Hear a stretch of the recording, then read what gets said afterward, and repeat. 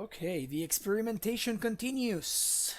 This is the latest incarnation of the deck. If you see what I did there, this is the latest thing that I've been working on. I decided to go up to 4 Karns for testing purposes, and I have been pretty okay with it. I have liked this quite a bit. Then we are basically keeping the same concept, though we're going a little bit smaller on the wish targets. I think this might still be a little bit too much, but I will go over basically the cards that I want 100% are gonna be Walking Ballista, Explosives, Worm Coil, Lattice, of course, Needle, and Tormo Script. I think these 6 are a must, and these are cards that I'm very very happy to have in my sideboard. So I think I will basically keep this.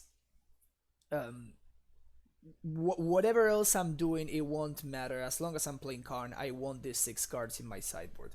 Then the other 9 are up for are basically like testing for now. I am still giving this card a shot, even though it has been rather unimpressive. I think eventually I will end up cutting this one.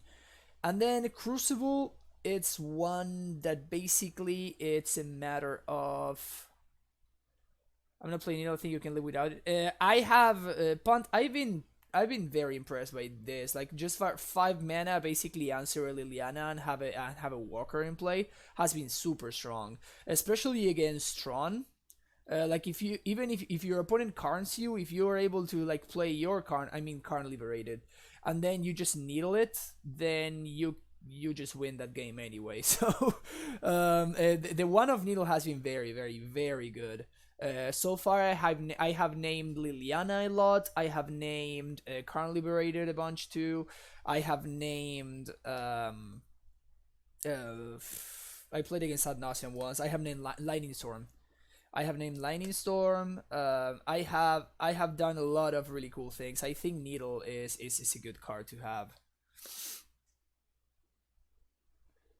Yeah, so punt. The reason that I'm playing Crucible is mostly as a defensive measure rather than an offensive measure. So Crucible, in my opinion, it's not so much here for the LD plan. It's more against like fulminators and stuff. I think that the list that I'm running here has a different plan than the one that you've been doing really well with, punt. I am not sure whether I mean, I'm pretty sure that I will be testing your Amulet Ponza list. Yep. So like your Amulet Ponza list looks super super sweet. So I will definitely be trying it out. But this is what I've been personally working with, and I have been pretty happy with it. But yeah, Crucible, it's basically I want a Crucible style effect. Now the difference is whether I want Crucible or I want ramming up. That's basically the only question that we're asking here. I think it's gonna be Crucible, but I honestly I'm very okay with being wrong here, and it's possible that ramming up is just a better card. This one is the one that I'm like the most iffy about. I don't think this is a particularly good one, honestly. Did you guys? Yes, I basically decided the bridge was just not doing exactly what I wanted it to do. It made sense in theory, but a card like Silent Arbiter would be better, except that a card like Silent Arbiter is not particularly good.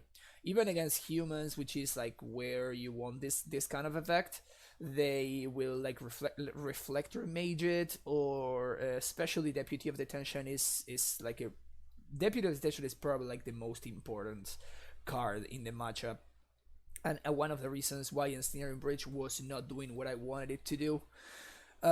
So Deputy of Detention was the main issue for this card not to be played, and even against Dredge, they have like grudges post board and stuff. So Silent Arbiter also not great there.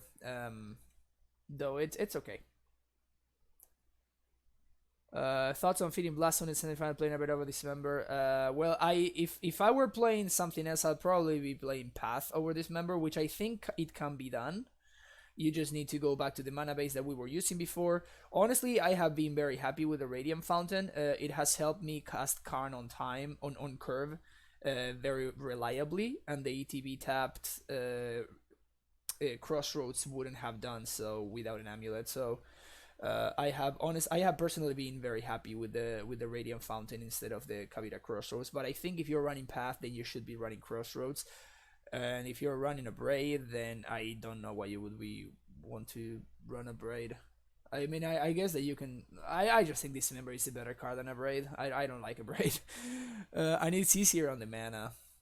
So yeah, I don't know. Maybe a Braid can be okay. In that case, we would be going back to like 4 Gruul Turfs, but in that case, you only have like 4, 8, 9, 9 red sources in your deck. I guess 11 counting the Coalition Relics. Hi, why? If you have been following my stream, you will know that I put a really high premium on being able to cast my cards, and a Brave it's just another way to make me struggle to do so. I'd much rather have access to Dismember, just cast it off of literally any land in my deck, do the thing that I wanted to do. No big deal. But yeah, and then the 3 cards that I've been running here are basically trying to hedge against humans, trying to hedge against black, green, and then of course Rexage. This is a must basically. I've liked quoting a lot. This card has been very unimpressive to me, Andy. I don't know what your experience has been, but it has been like pretty lackluster for me. Even in situations where like you would think that that I would like start right away and I would like go get it as my first activation and then play it on turn 2, it was just like I was already far behind. Like it's only good when you are actually ahead. And you have this principle, Andy, to make some matchups like very, very good. And I think that's a good way to look at it. But that's not really the way that I like looking at it. Like for example, I think the Emrakul in the sideboard is very, very redundant. And with this list, I am currently like definitely keeping this. With this list, I'm currently like 6-0 against Tron, so I don't think I want to hedge against Tron. I mean, I don't want that to be like a factor in my decision making, right? In my deck building, because I already feel extremely favored against Tron anyway, so I don't really have a reason to try to make my Tron matchup better.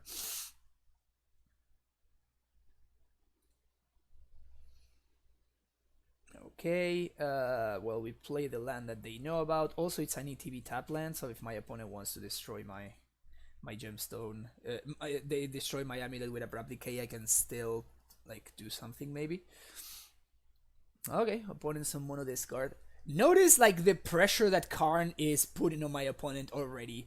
Like I forced them to like use their turn 2, and instead of playing a threat, just like Thoughtseize my Karn, which put them behind on tempo, like severely behind on tempo actually. And right now it's allowing me to like do all these things. Karn is just great. I think I go get Summoner's Pact here. It's a redundant Titan in case my opponent has yet another discard spell, and if they tap out, then allows me to Titan them on turn 4 now.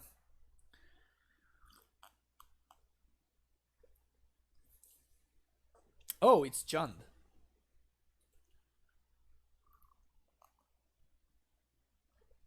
Is this Ileana? Yep. So much Jund lately. I guess I discarded Primetime here. Not playing around, main deck Surgical, and this makes it so either Azusa or Primetime let me cast a Titan here. Ugh, this one is awkward now. Do I pact for Azusa?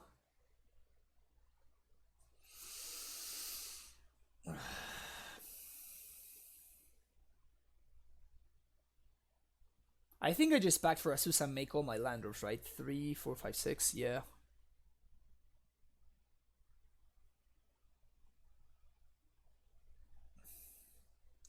Okay, that's a good one. That's a good one. I like that. Okay, so we're going to do this here.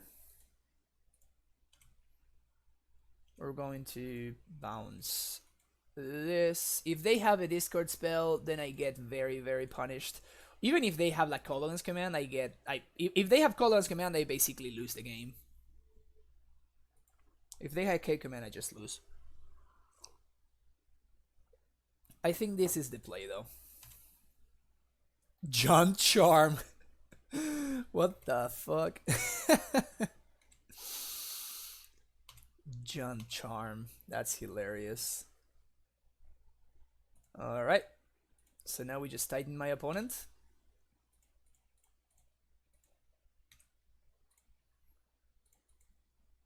Summoner's Pact, Primeval Titan, cast Primeval Titan. Yes. Garrison and Stronghold. Not playing around Slaughter Pact or any of those shenanigans. There's also like the other card that they could have here, the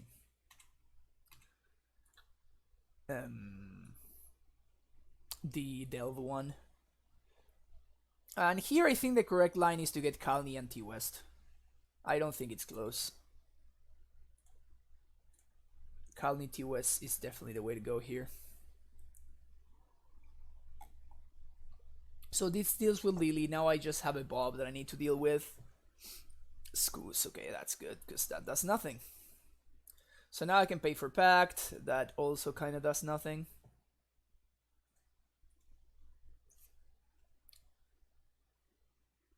Yeah, this game is pretty much over at this point.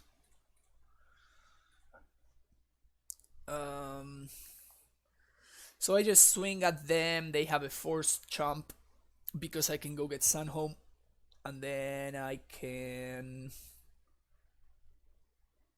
transmute here if I wanted to.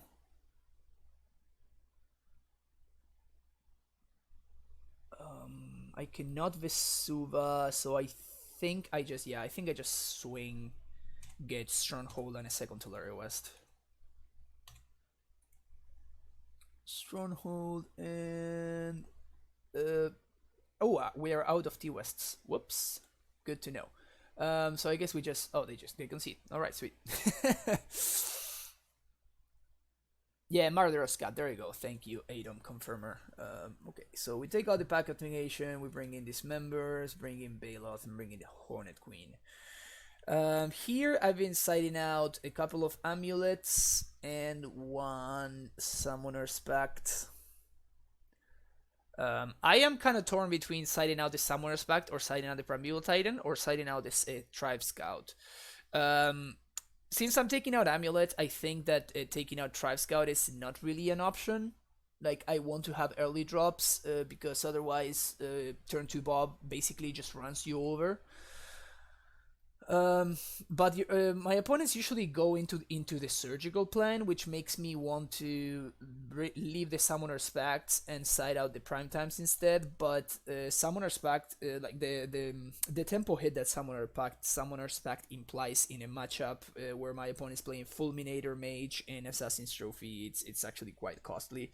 So I have been siding out the Summoner's Pact.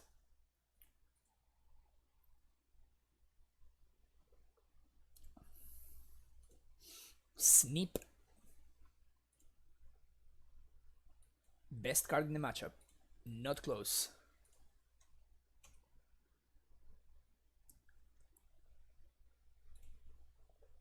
Aw. I'm gonna discard it. So sad.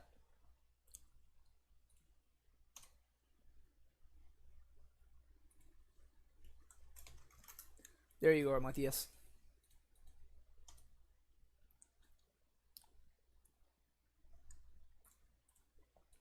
All right, we might get wrecked here.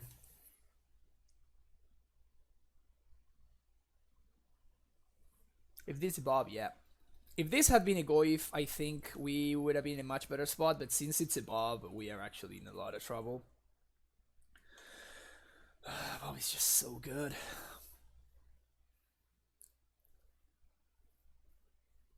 So at this point, I think I'm going to transmit for explosives.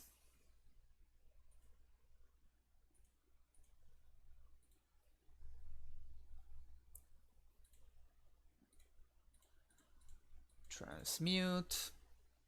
I still have another one if I want to. If I want to transmute for a prime time. And I think that stopping my opponent's clock is definitely the priority here. Especially because Bob is just going to freaking kill me. Bob is so good. Bob is so good against us. Don't have a discard spell, please. No discard spell. Sweet. Alright. And I think I don't do this main phase because of Call Against Command, I think. Yeah. I think that I want to basically... I want my opponent to not use their mana this turn. So I'm just going to pass. Yep, you see, they're forcing to, like, I guess they're using their mana in a different way. Okay, so now I can actually crack it and deny my opponent of a draw. Okay, cool. But I basically didn't want my opponent to, like, EOT K command their Bob back to the hand and then, you know, just, like, beat me that way. Inquisition, yikes. It makes sideboarding easier, but it makes it harder at the same time. It's kind of weird, honestly. Ooh.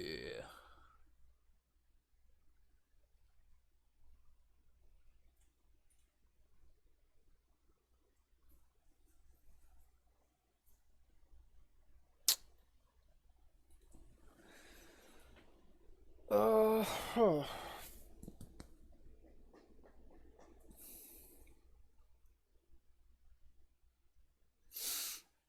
This gemstone mine is killing me right here.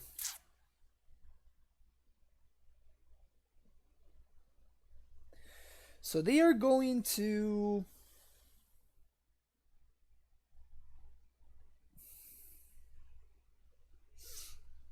They are going to EOT K command. Probably making me discard or dealing me 2 damage and then bringing back either the Tarmogoyf or the Bob.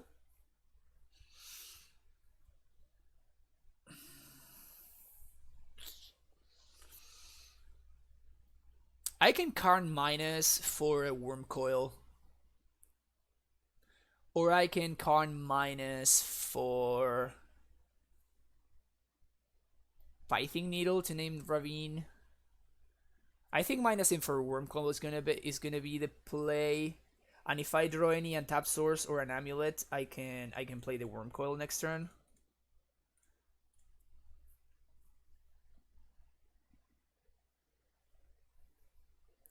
I think I'm gonna get the Worm Coil though. Because if them attacking with Ravine means that that's basically like a time walk. It's basically a time walk, and I gain 4 life, which is not the worst exchange. Because that means that it's gonna be one turn where my opponent is not going to be deploying either their Tarmogoyf or Bob that they are gonna get back right now.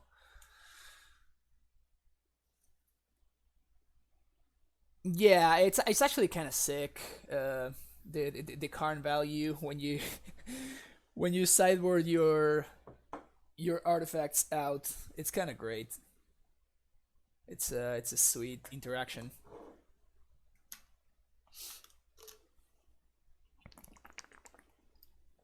Petrizzo, this is the first match of the league. We are 1-0 against Jund.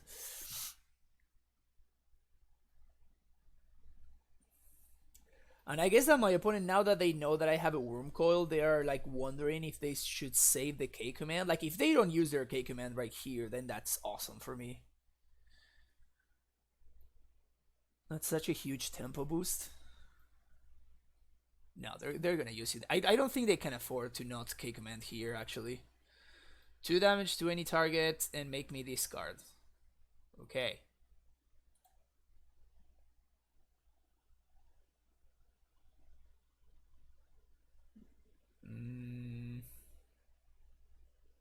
Oh, they're trying to put me on a 2-turn clock.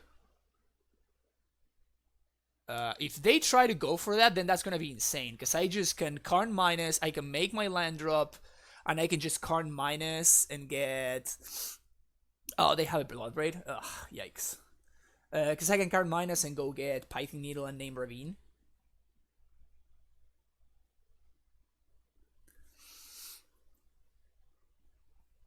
Yep, I guess I don't know what my opponent's hand is. Like, a Blood Braid would be pretty brutal here.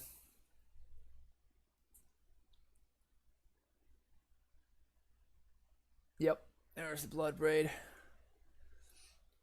Yikes. Though I guess if they trophy my Karn, that allows me to cast Worm Coils. So that's not awful.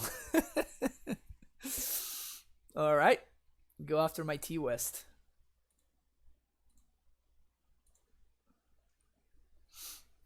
Let's see what they do here, actually.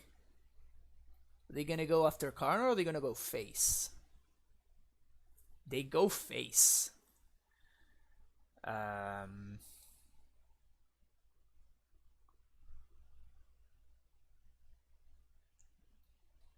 I can actually use Karn to...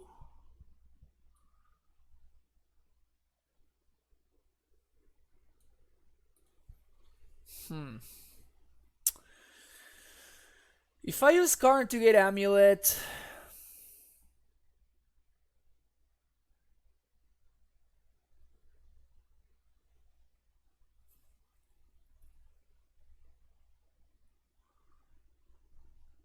When will you have a YouTube guide with the final version of Karmulet? Well, the final version of Karmulet is very far. So, David, just... You'll have to be patient, because that one is gonna take a minute.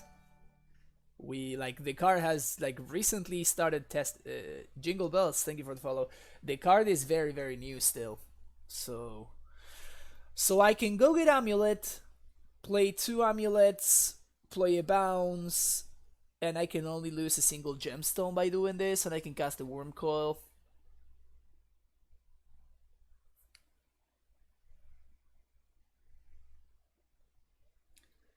I could also go for Lattice,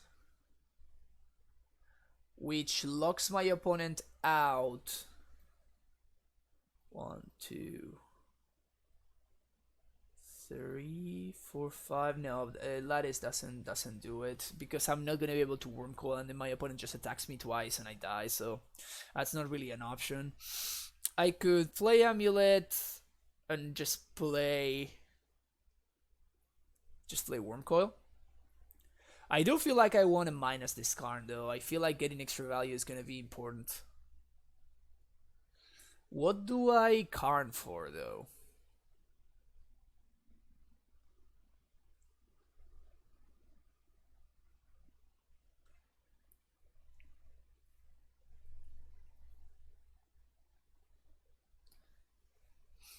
Yeah, I think I'm gonna Worm Coil. Now the thing is, I can go get a second Amulet and Worm Coil, which means I only lose a single gemstone, which is something I'm actually quite interested in.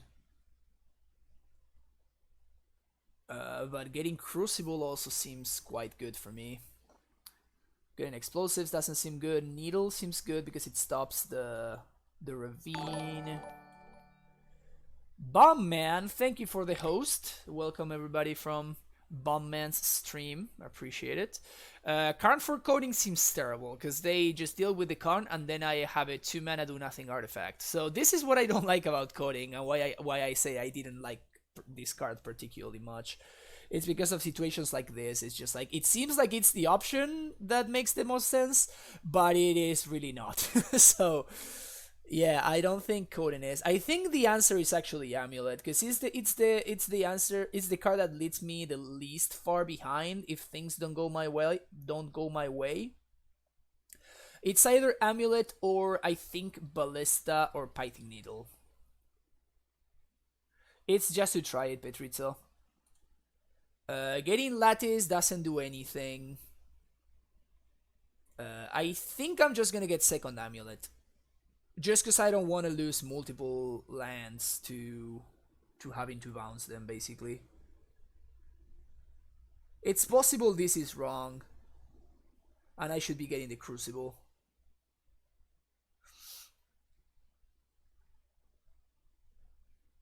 Yeah, Karn for Conan is just bad. I don't think Karn for Conan is a good play here. I think getting Amulet is the correct line.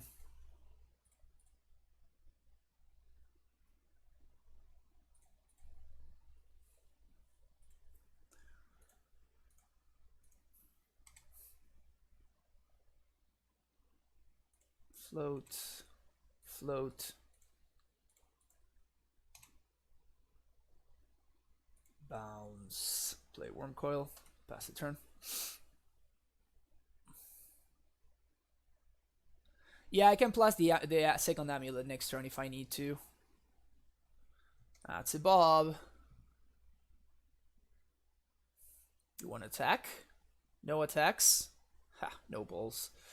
I can actually make it 3-3.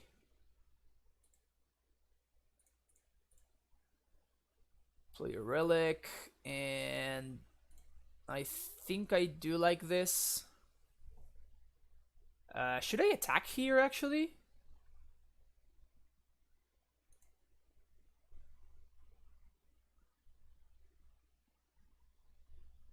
No, I don't. I can gain 6, though. Yeah, I think I'm actually attacking. Like, my opponent needs to block. Like, they cannot go to 2 with a Bob. Okay, sweet. So that works out. So now I have 3 blockers.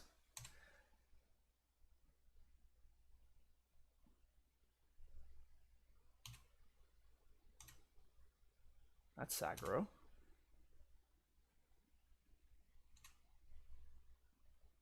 Damp Sphere. You got it. Okay, so we know their full hand now, and I can just like minus Karn for Ballista. That would be 1, 2, 3, 4, 5, 6, 7, 8 mana. That's a Ballista for 4.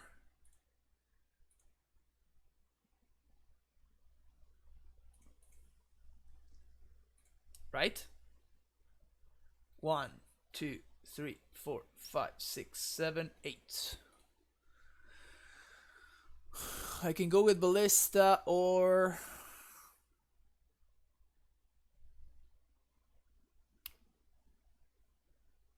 trading here doesn't seem great. I could play Crucible, get Tolaria, but then I'm going to struggle to oh no, I'm not struggling to transmute actually. I can transmute next turn. Lattice doesn't do anything. Python Needle doesn't really do anything either. I think I'm just gonna get the Ballista.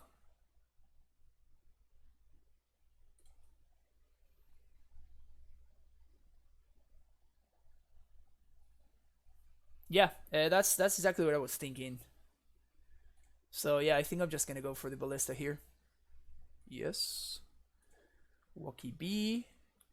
Now the question is, what do I... 1, 2, 3, 4, 5, 6, 7, 8. Yeah, I think I just bounced this gemstone. Having more lands in play, and now with the Damping Sphere, my colored sources are actually more relevant than before. That is 8 mana.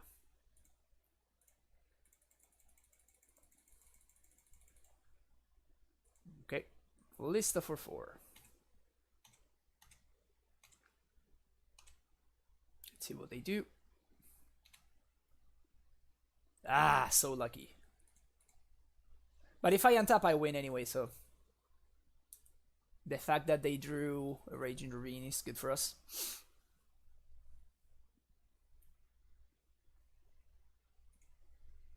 Yeah, they Lattice, it's only like it's not, there's one card in hand. You should be able to see it in the link, maybe.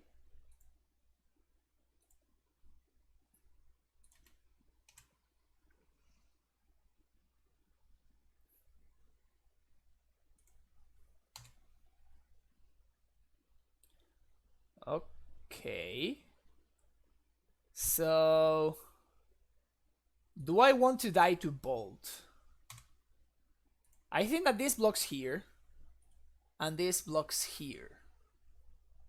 Now the question is, do I want to die to Bolt? Or do I think I... I think I do this and I just let this go. And if they top that exactly Volt, then that's fine. But now I untap and I win, so... 1, 2, 3, 4, 5, 6, 7, 8. So I just put 2 counters here and I just swing for lethal, or I can just attack. Playing my land first is actually the way to play around Bolt, actually. Okay. Now they are 100% dead. Swing. Win. Yeah, good point, Andy. No, because if they kill the token, I can just like block and then kill the blob. So yeah. All right. Strong showing for Amulet run 1.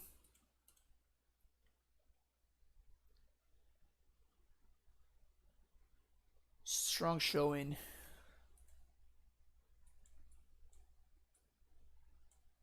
Again, this card's pretty bad. I don't like it.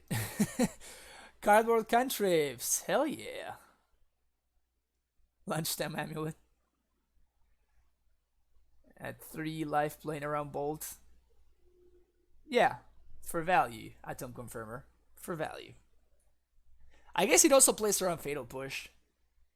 Though I guess that my opponent would have done it. Why Amulet? It's like a meme. It's like a hashtag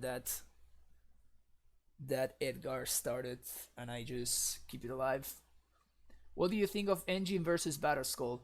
I just want you to look at that match and tell me what Batterskull would have done, and then to look at what Wormcoil did and how it single-handedly won the game, and then tell me why would you ever want to play Batterskull over Wormcoil Engine? I just don't get it.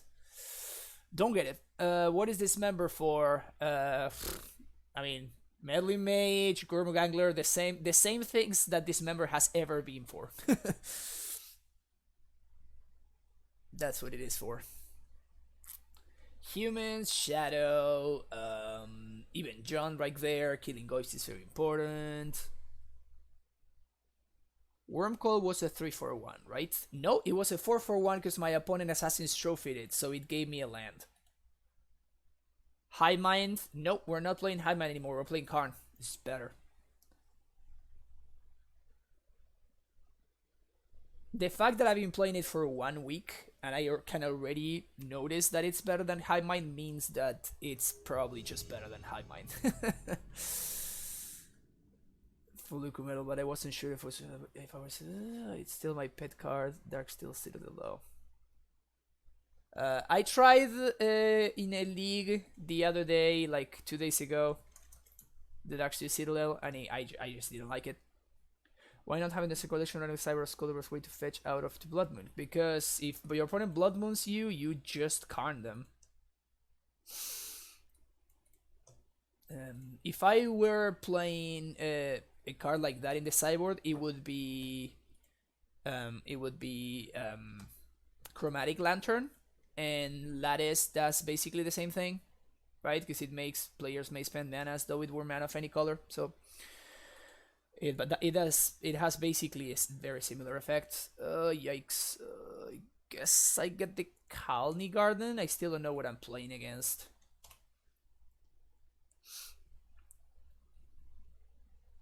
This might be Akrak, might be Black Green, might also be Mardu. No Insane Bridge? Nope. We do tend to have a lot of cards in our hand, especially against decks like Humans, where they like Reflector Mage or Dude and stuff like that. It's very easy to make Insane Bridge work. Lime HS, thank you for the follow. I'm gonna play around Field of Ruin here. It's a little bit tempo negative, but now that I have a redundant Ram card, this is fine. If I would your Karn Amulet deck, Karn is legit. I've been Insanity MTG. Yes, I agree, 100%. Yep, my opponent would have been able to like Assassin's Trophy me or something. Untap Source? No, but that's not terrible.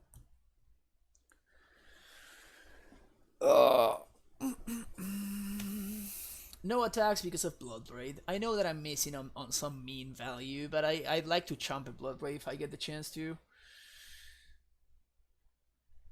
Agrag, and you can test suggestions from the general chat. I played against Agrag 2 times in a row the other day and I beat them twice. It's a very good matchup now that we're playing Karn.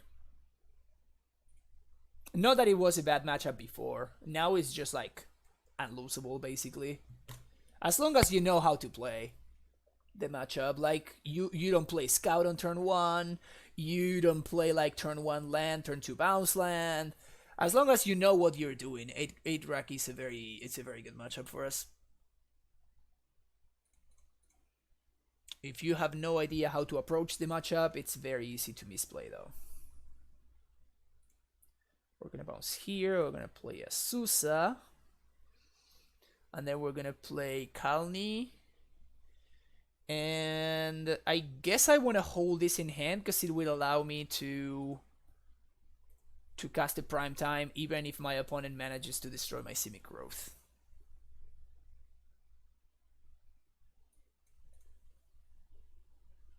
Second Bloodbraid. Is my opponent on the mono Bloodbraid draw?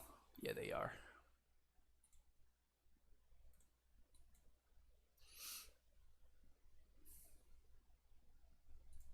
Block here. Trying to keep my life total as high as possible. 1, 2, 3, 4, 5, 6. Sometimes the deck is like, I got you, bro. I got you. Agent 56k. Thank you for that follow. Sometimes the deck just has your back, you know. I definitely want Vesuva, and I probably want Boros Garrison, so I can replay the Colony Garden. Yeah, sure. We already have double blue. Now we have a bunch of chump blockers. That's a Goif. 2 cards left in hand. Do I want to trade with Lightning Bolts? I probably don't. I just take 1 chump. And now, trading with a Bolt and the Goif, it's a little bit more appealing.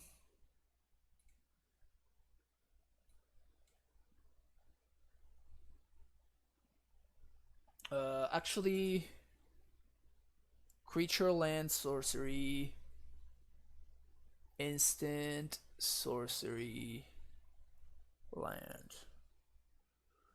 So I can't bug them out of the game, unfortunately.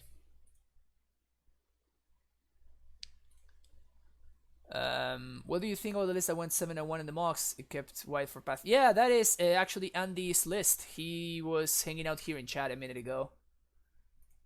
It's been solid. There's a couple of things that I don't like from that list, including like the Emrakul. I just don't think that card is particularly necessary. But it's very strong, and Andy is a very good player, so it doesn't surprise me that he did well with it. So if I bog myself. If I bog myself, then I feel like I want to transmute first. And I want to transmute off of this Coalition Relic. Because that means that I'm not gonna have a land in the graveyard. So I'm gonna play the Relic. Then I'm going to transmute to Laria West. Go get Summoner's Pact.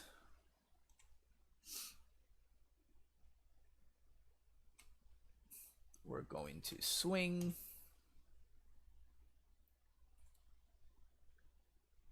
I mean, do I even bog actually? Bog doesn't do anything. Like, if my opponent has a bolt, they will have a bolt anyway. I guess it protects me from K Command.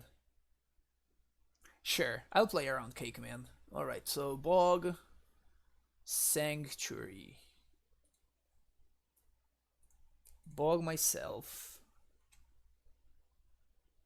And I will bounce the Colony and replay it.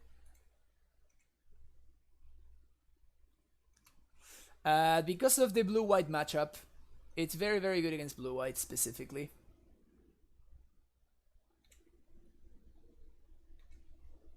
Okay, play another Chump Blocker and pass the turn. And now, if we get to untap, we're just going to win. There's not much that my opponent can do. Am I willing to take 6 here? Take 6 down to 8. Then my opponent is to have like bold plus K command, or like triple bold or something like that. But this way I get to play around Liliana of the Veil. Sure. If you had triple lightning bolt, you got me. Looks like they do not have triple lightning bolt. It's an okay draw. So, how much mana do we have? We have a ton of mana, don't we? It's 4, 6. 4, 6. We get Bounce plus Stronghold. We haste Titan. And we still have enough mana to Explosives on 2. Yeah, I like this. It plays around...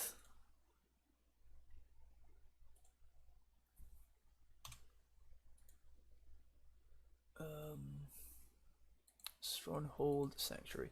It plays around like them killing one of my prime times.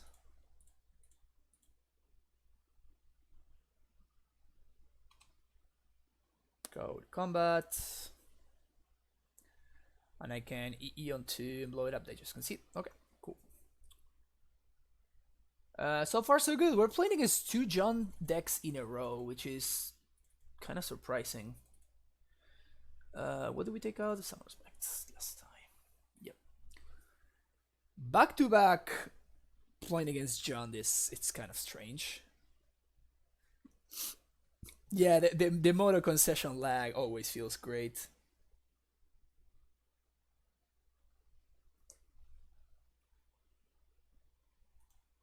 Motor concession lag, it's always a moment of nice feelings. Feeling the feels.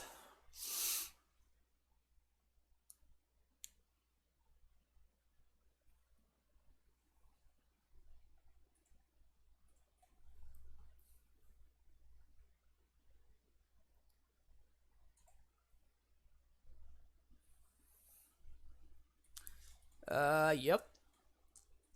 Yes. Yep. Yes. Yep, please. Yes.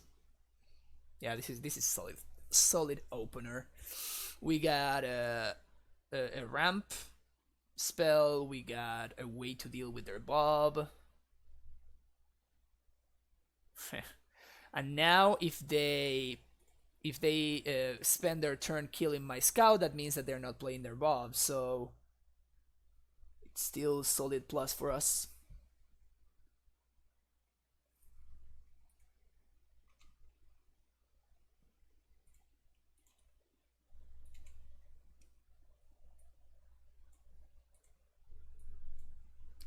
They reveal a Tarmogoyf. They play a Tarmogoyf. Okay. No attacks. Nice. We get some incidental value here.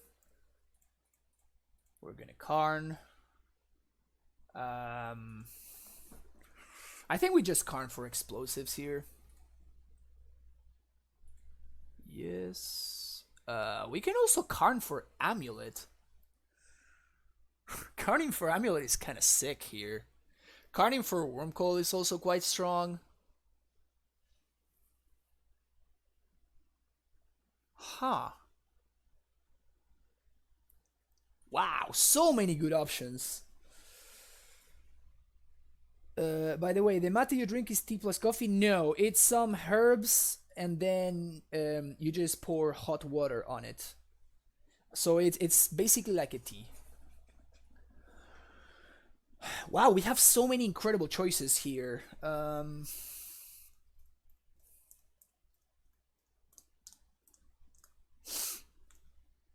So many good choices. Do we just get an amulet here?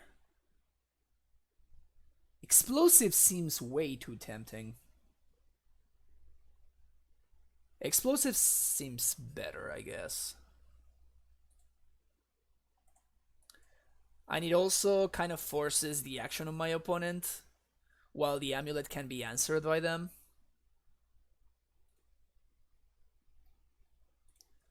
Dirt and Catacombs, probably good draw for them.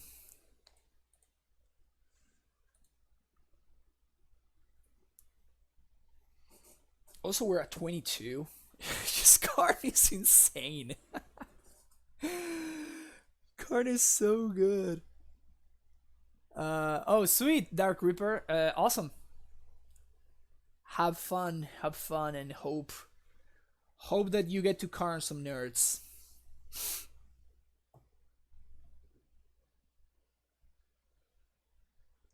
Alright, let's see what they got here.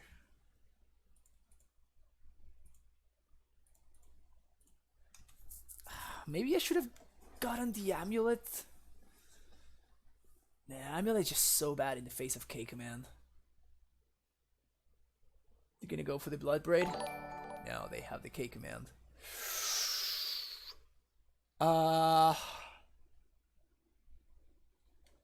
Alright. Hisio, thank you for that tier 1 subscription. Welcome to the Primetime Stronghold.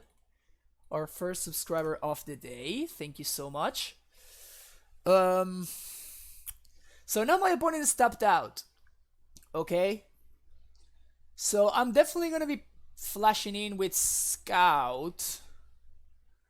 Oh, they did play their land actually. So I think it's better for me to primetime here, right? So what I was thinking of doing is I could just pact. I could just pact for Baloth and then put a 4/4 into play,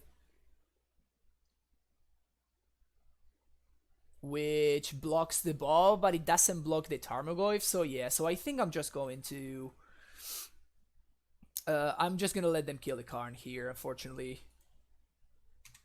Flash this in, bounce Fountain, and then we're gonna discard the Gemstone Mine.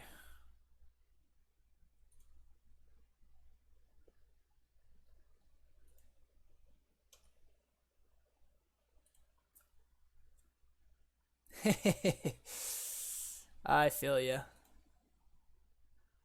Alright. Primetime you. We're gonna do... I guess we can do Bojuka Bog, Kalni Garden.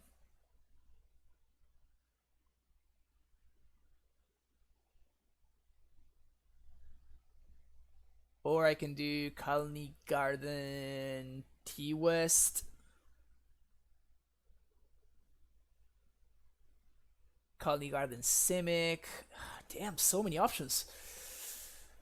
I think we do need some blue sources. So let's do this.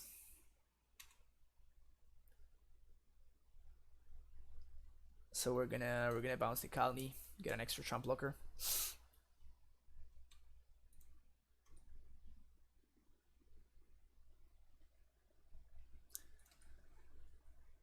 Yeah, Garden Simic seems like the best option probably. So they have the Bolt. Their mana's a little bit awkward, so they would need a second black source if they want a Bolt plus Lily, which is funny. Assassin's Trophy, my Primeval Titan. Okay. Weird way to tap. It doesn't seem like the optimal way to tap. How has Karn been? It has been insane.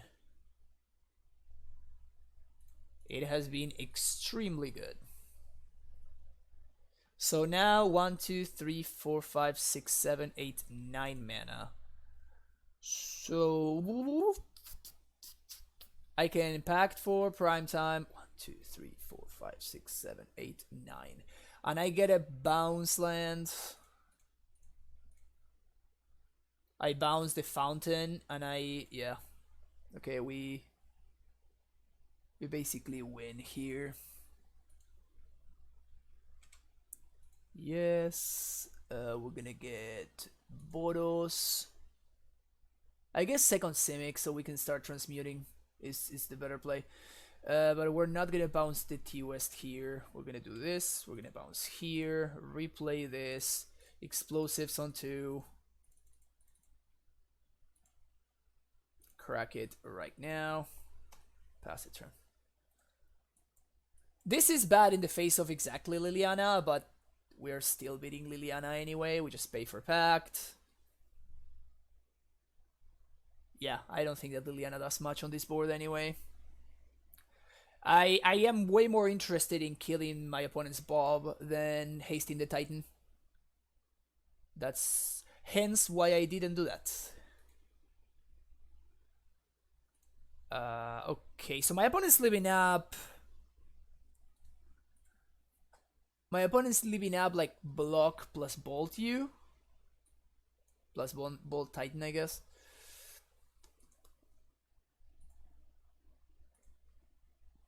We can play around that if we want to. We basically just get a Ghost Squatter and we play it out. With Tolaria West. 1, 2. It's 4 mana. At this point, we just basically win through like a million different ways here, right? Probably transmitting for Summoner's Pact is just better though. Yeah, like if they wanna trade here, I'm okay with that, I think.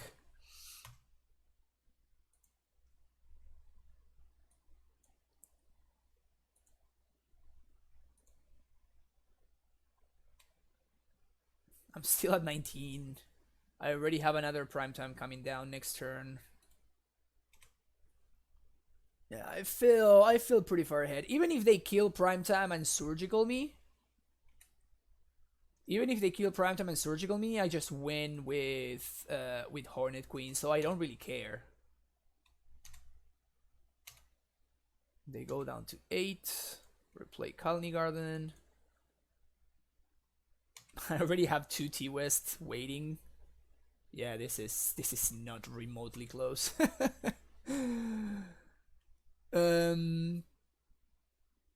Yeah, that was the other option. It just doesn't matter at this point. Like, what is my what is my opponent supposed to do here? 1, 2, 3, 4. Yeah, it's irrelevant. I think I'm currently 6-0 against BGX. Matchup looks strong.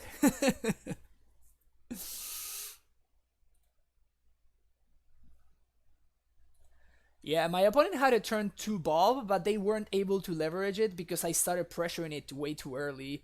And that's because of the Tribe Scout, because they were forced into like leaving my scout, letting my scout leave for 1 extra turn, and that was already enough to, like, I guess not outpace the card advantage from Bob, but to like make up for it by playing, but being ahead on tempo. Let's see what we're playing against here. Turn 1, Mountain. Swift Spear. We have a turn in turn 3 primetime here, so that's not bad. Playing against Burn. I guess what I was asking is the white versus no white isn't having one extra tap line, which is sometimes an advantage better than taking life for a conditional removal spell. So it's a matter of mono red Phoenix, that sucks. I honestly have been a really big fan of Radiant Fountain in this list. The untapped source comes up very often, so that you're able to play Amulet on curve. It really does come up often, so.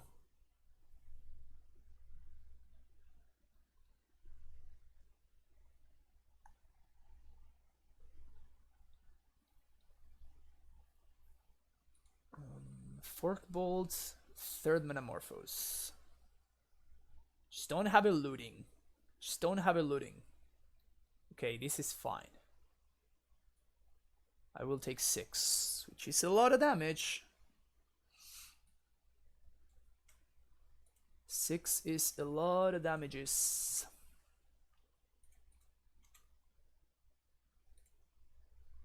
Play Azusa. Play 2 more lands. It's kind of nice that if my opponent goes like off with this Monastery Swift Spear, I can just chump because I have a second Azusa already here. So that is nice. But yeah, you can splash white if you want. I have been trying to, kind of value the. Oh, okay. I have been valuing the other thing higher, basically. Jeez, I'm down to 3? It's kind of insane. Do they just have the kill here? No, okay.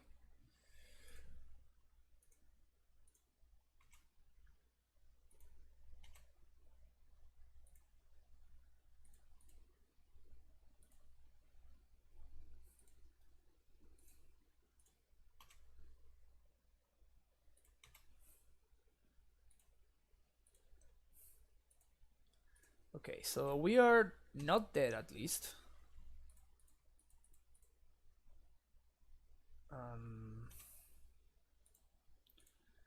Play prime time. We can haste.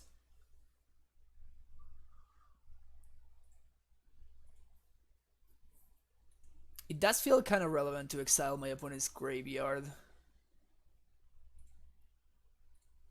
So I think that's what I'm going to go for. I cannot gain any more than 2 life, so it's worth it to do this.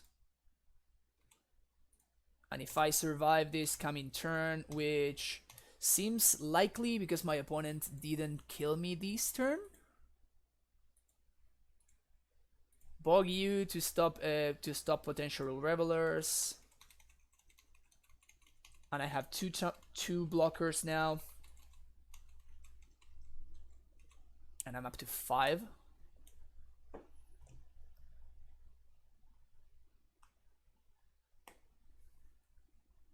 Next turn I can play second prime time, haste it, and that's basically game. 4 mana. Arc like Phoenix. Okay, so I think I win because I have only a single card left. Alright, that was a very impressive start from my opponent though. I was kind of lucky to get there.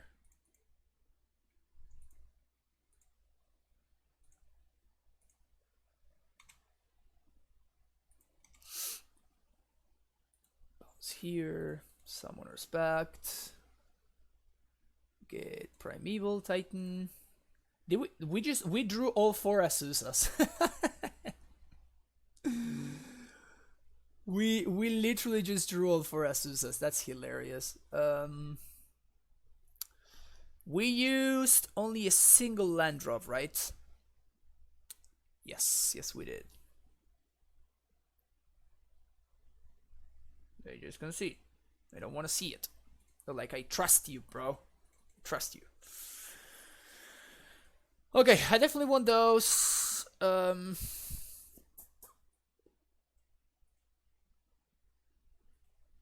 Karns seems a little bit slow in the matchup. This definitely feels like one of those matchups where I don't think I bring the Wormcoil in, but I think I consider bringing in the Tormod script, for example.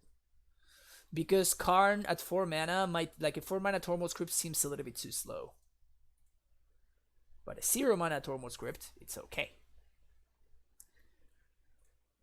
And maybe I do need negate. Hornet Queen seems pretty bad in this version, against this version of the deck. Though it's very good against the blue-red version.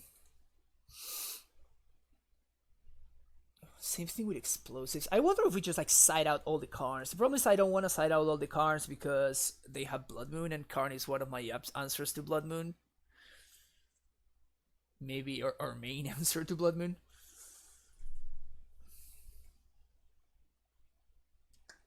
Feels pretty bad, but I guess they did show me gut shot, so could do something like this. Yeah, we drew all the Asusas. There were no more Asusas for us to draw. So here I could turn one the Kalni Garden, which would be better in the face of like Smash the Smithereens or something like that. But I think it's actually quite valuable to play. Oh, okay, I got.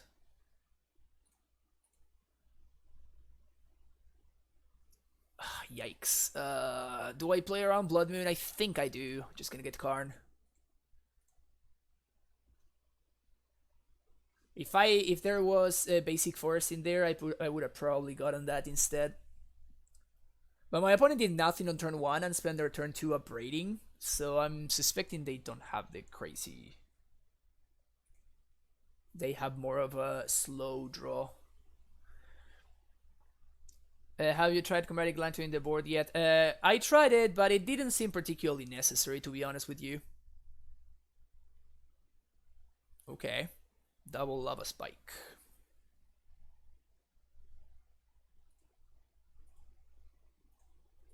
That smells like a Bedlam Reveler over there. Definitely, yeah, they 100% have Bedlam Reveler over there. Or not. Or maybe they don't.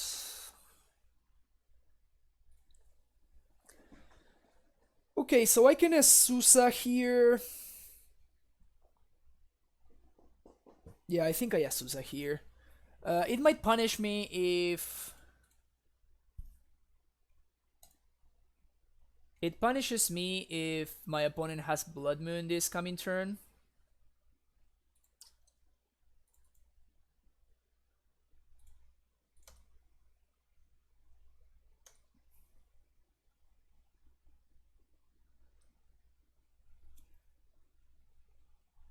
Swifty. 1, 2, 3, 4, 5, 6, 7. Okay, so if they have a Reveler, they can cast it.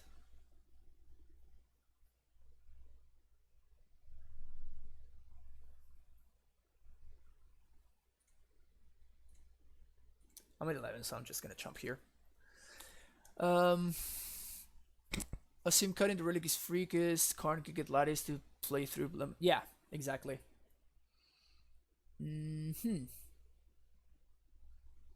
Um, 1, 2, 3, 4. I can Karn Eon 1.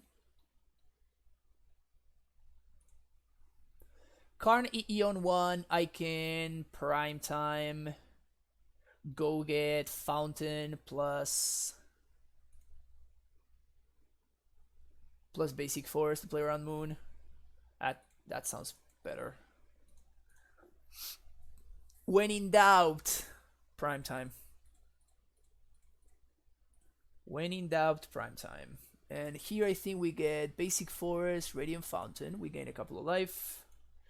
We play Turf, Bounce, Fountain, Replay. pass the turn.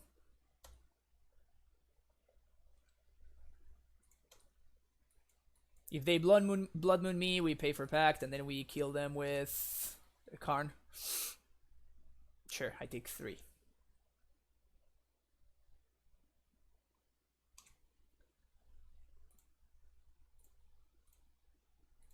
Okay.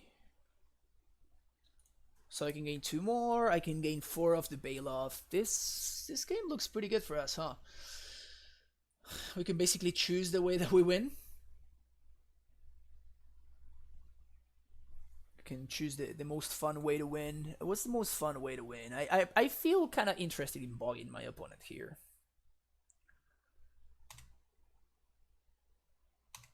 Swing. So Bojuki Bog plus Bodos Garrison, I guess. Bog you. Feels like the only way that my opponent can come back from this is if they draw exactly Bedlam Reveler. But with 1 card a turn, they're not going to win. So we play Fountain. 1, 2, 3, 4.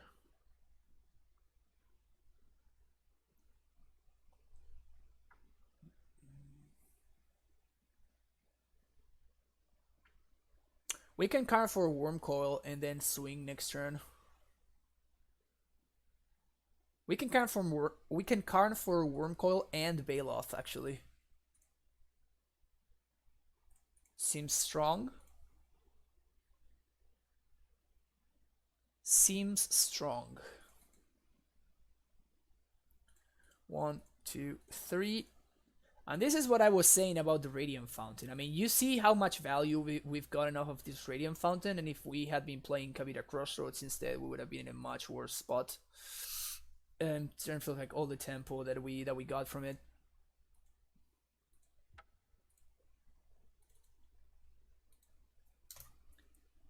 I do think that with this list, the ETB and tap land is it's just way more relevant than it is under normal circumstances. I have played against this person a couple of times already, and they are always on the mono red moon deck. So I'm going to assume that they are still playing that deck, and I'm going to kind of mulligan aggressively for a hand that can do something against Blood Moon. This one has a basic forest. Uh-oh. I got.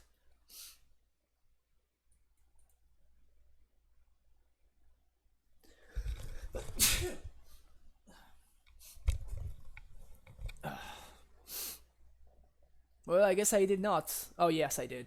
This is actually the Goryo's Vengeance deck. So I might be dead right here.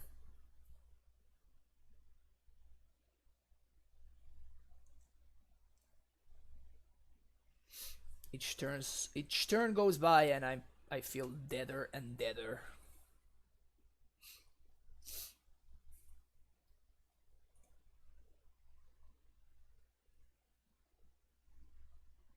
Tormenting Voice. Wow, they had the reach. I guess they were 1 mana short. It's crazy. Okay, so we can actually... No, we can't pay for Pact unless we draw something good. Oh, that's kind of sick.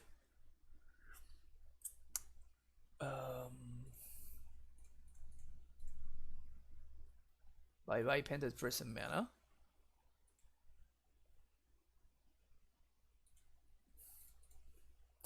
How was that turn? How was that turn, guys? Was that a good turn? Toblakai, thank you for the follow. I also want to point out the fact that of how much better Tomod's Crypt was than Relic. Like, the value from Relic is completely irrelevant. And like Tomod's Crypt costing 0 and being able to crack and destroy in exile my opponent's entire yard, it's just too important. I don't understand why people are still like wondering about that. That's just not a thing. It's just not a thing. Let me lattice you real quick.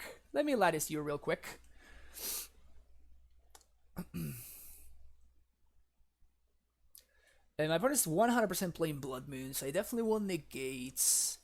And that's about it. I don't want explosives. And I don't want Cavern of Souls. I guess Kalni is worse than Cavern.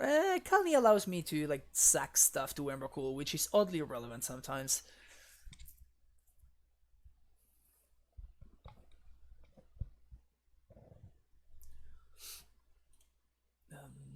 Sign of Flip Thing and Big Shadows, but I think you're right. The ATB and top comes up more often. Yeah, I mean, you can try that. You know, you can just like go the wide route. It's just, I don't know. I mean, it's just a matter of what you want to do, I guess.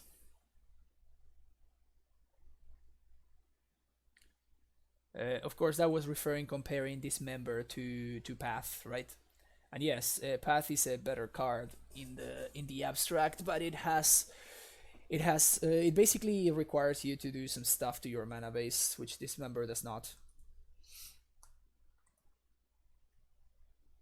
For Karns has been legit. That's all I want to say.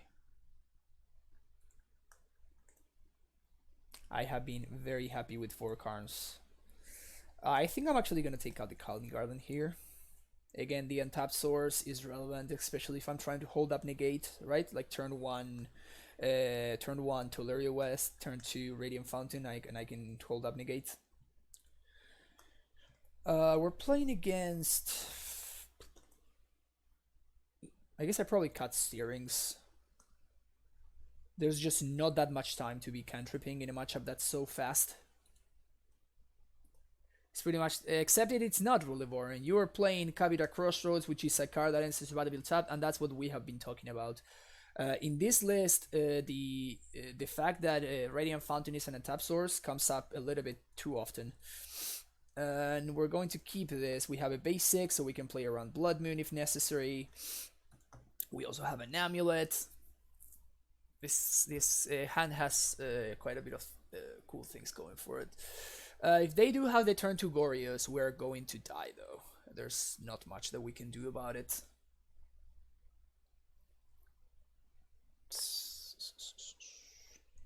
No Goryos. I want to lead on Steerings because if we find Simic Growth Chamber, yeah. Because I wanted to lead on Steerings there because if we had found Bojukabog, but we didn't. So we're probably gonna get Blood Moon here, which is perfectly. Oh no, flashback looting. Okay, so my opponent's hand is just not great over there.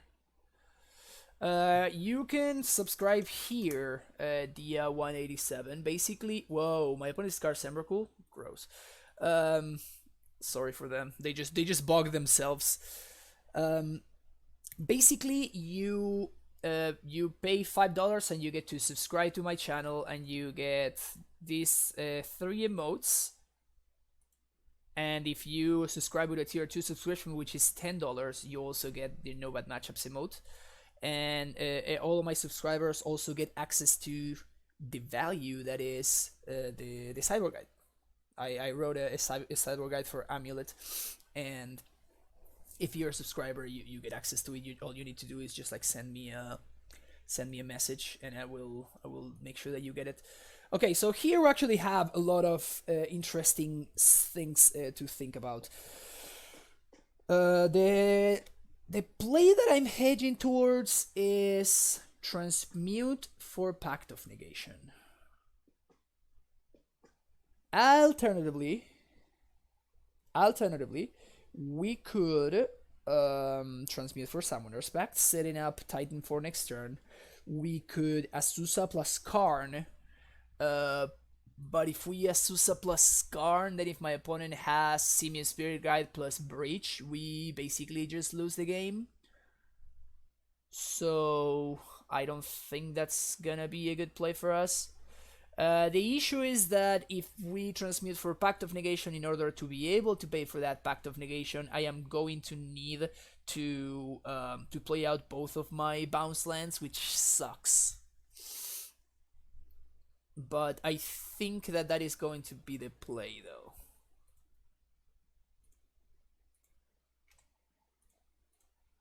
I think that is going to be the play. Susa. Blue, land number 2.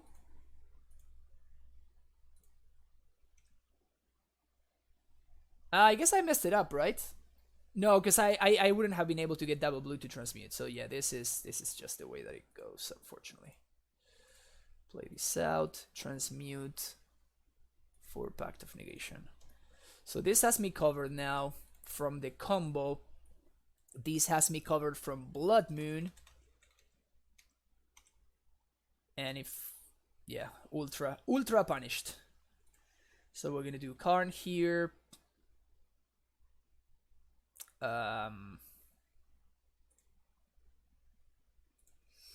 gonna minus for. We can minus for Lattice next turn. They just concede.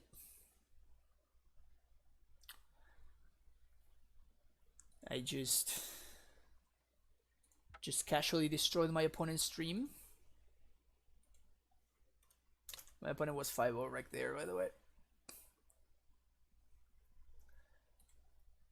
Yeah. So I missed sequence there. I could have held the Celestial Sanctuary in play. For whatever reason, I thought I only had one forest.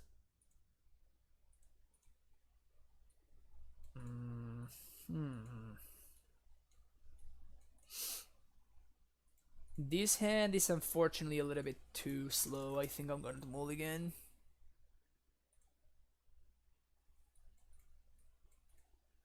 I guess this hand is better, but not by much.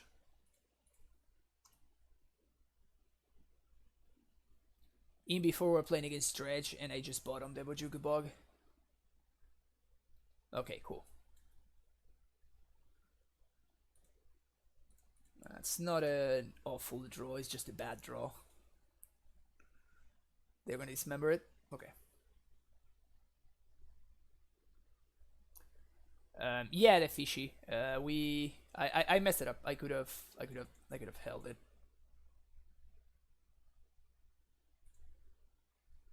All right.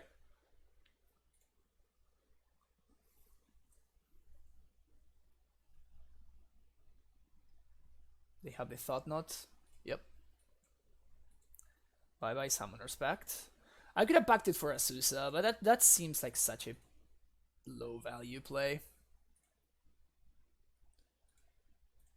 Like now I have access to Titan mana if I draw a Titan, so I just need to draw a Titan.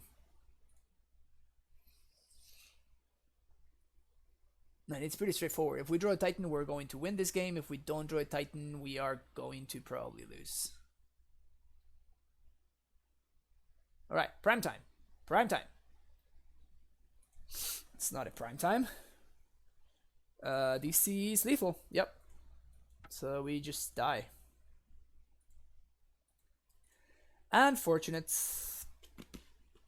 Dismember, Rex Sage, Bailout, Hornet Green. Pact of Negation out, Bojuki Bog out. Probably we take out the Coalition Relics actually, because I expect my opponent to be playing their own Karns. We can take out one, actually two Summoner's Pacts. Let's bring back one of those Coalition Relics. Let's go with this. The reason I'm taking out packs is because of what's his name?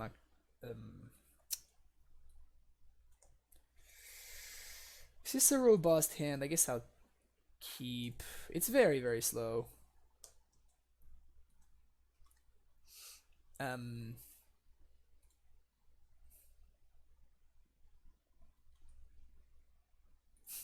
Yikes.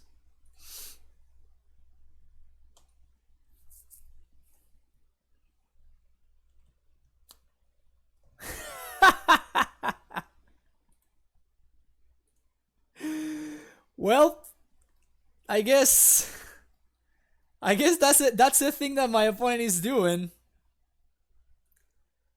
Silly me not playing around Damping Sphere from the Eldrazi Temple deck. Silly me. I mean, they're gonna get me. Because why would they be playing this card? Wow, that is hilarious.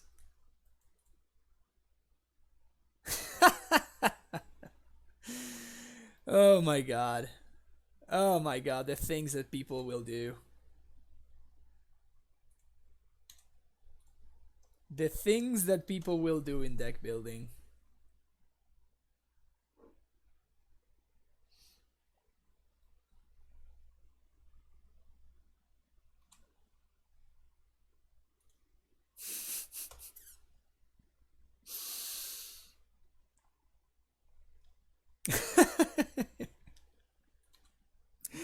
Is this lethal? 5, 6, 7, 8, 9, 10, 11. I guess I can block the Thought Nuts here. Well, yeah, sure.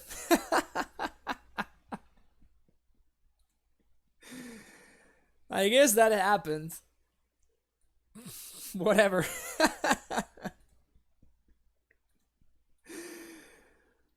Oh my god. People are silly sometimes. Okay. This card is awful. I don't want to play this card ever again. What can we play instead? Have you been considering this deck list? If you're showing me the one that went 7-1, then yes. I actually talked to Andy before he submitted the deck list. I think it's cool. I don't like Emrakul, but everything else, yeah, Spell Pierce I actually don't like either.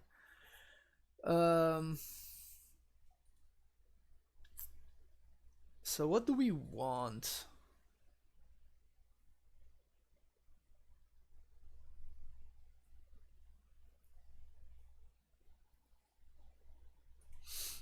That's weird. Did you use this link?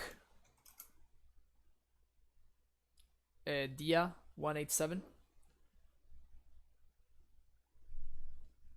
We're gonna play another league. I'm just trying to go over the changes. Well, I don't think that you can run Blast Zone in the main deck. Like if you're running Cubic, if you're running Blast Zone, it should be as your 29th land. You cannot take out a green source for Blast Zone. I mean, you literally just saw what happened that game, right? You literally just saw what happened. I mean, it's okay. Yes, of course. If I had drawn Blast Zone, I could have destroyed my opponent's Damping Sphere. But what about like Blood Moon or something like that? Like the just not having enough green sources is a very real liability. So I would recommend that instead of like if you want to play Blast Zone, it should be as your 29th land or like in the sideboard or something like that. I consider one Scriptormal script. You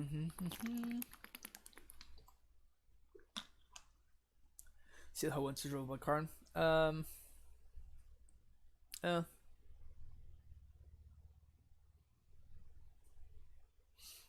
Our idea, yeah. It's sometimes it's weird.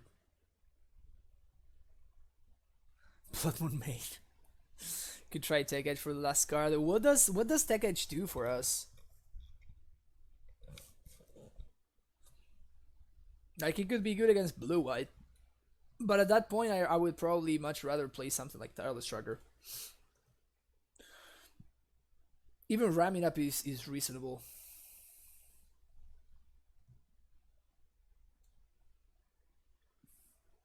We could try Tech Edge, but at that point we're playing just something closer to what Punt has been running, and I might as well play the list that Punt has been running. So Oblivion Stone is not good in our deck. Unlike Tron, when Tron plays Oblivion Stone, there's usually like no permanence on their side of the board.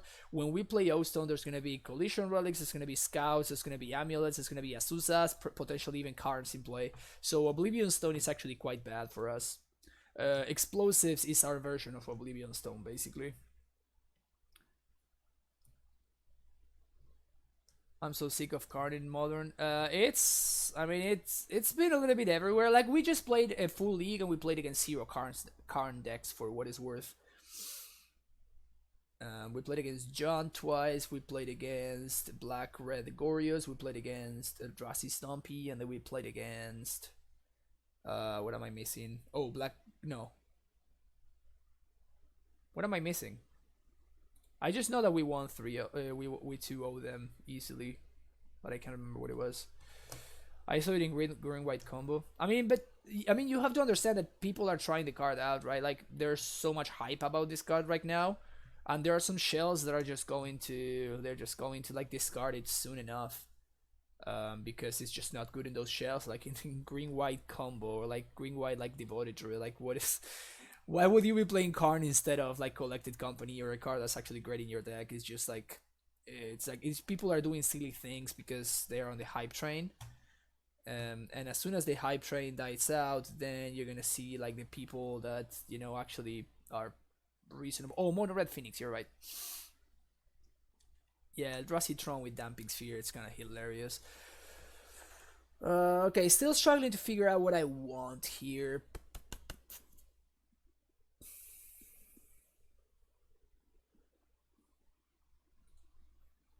Maybe I want a third piece of counter magic, like a Spell Pierce. If I play a third one, I'm gonna play a Spell Pierce though. I don't want a third negate, but I could use a Spell Pierce. I could also use like something against blue white. Maybe something like second Cavern could be a consideration. Okay, let's give Tectonic Edge a shot. Let's choose the correct art for Tectonic Edge. Why do I have so many Tectonic Edges? I have no idea. Okay, let's try this again. Thanks everybody for hanging out today. But my name is my day has been going great. But my name is Francisco. We stream a lot of Amulet in this channel, so if you enjoy modern and legacy content, make sure you hit that follow button. If you want to support the channel, you can do so by subscribing. You get access to these 3 sweet emotes, and if you are a tier 2 subscriber, you get access to the No Bad Matchups emote as well. You can also get access to my exclusive sideboard guide for subscribers, which is pretty sweet.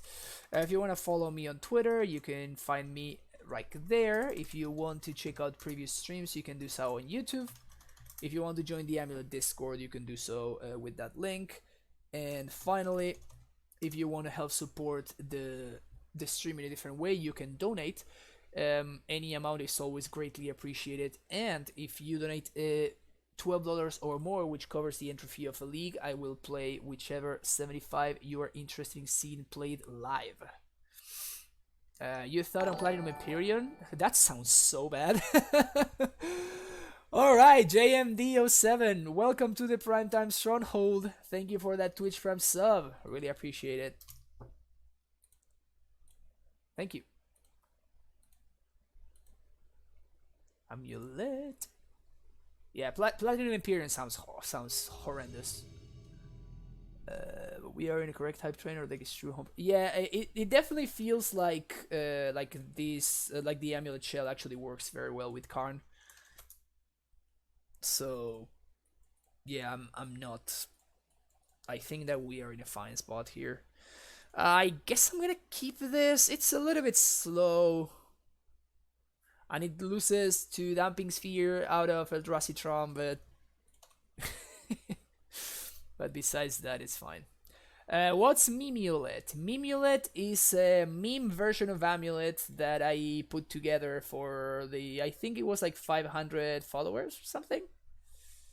It's basically like a meme version of Amulet. We just grabbed the Amulet shell and we just put a bunch of silly cards in it. It was terrible, yet somehow we managed to like 3-2. We play like 7 million colors, Lotus Cobra as a Healy Rai. We are playing Ponza, we're playing Blutron, we're playing Senega's God of Revelers. Oh yeah, all the sweetness. It was terrible. but it was a lot of fun. Hardened scales. Okay. Luisito, ¿cómo andás? Acá andamos tratando de romper amulets. Whew! Is this one good? I don't know, guys. Is this one good in the matchup? I'm not sure. Honestly, we might not get there, but still, it's kind of sweet. It's still kind of sweet. Next turn, we actually have a very interesting choice. Like whether to steerings or whether to scout. And I think that we're going to steerings because if we find an amulet, then we're going to be able to do both things because we can copy my opponent's canopy. And also, I feel like even worst case scenario, if we find an untapped land, again, being an untapped land being very relevant in order to cast Karn, we can cast Karn on turn 4. The Sakama Stronghold. You're just mean, nasty Nate. That's just mean.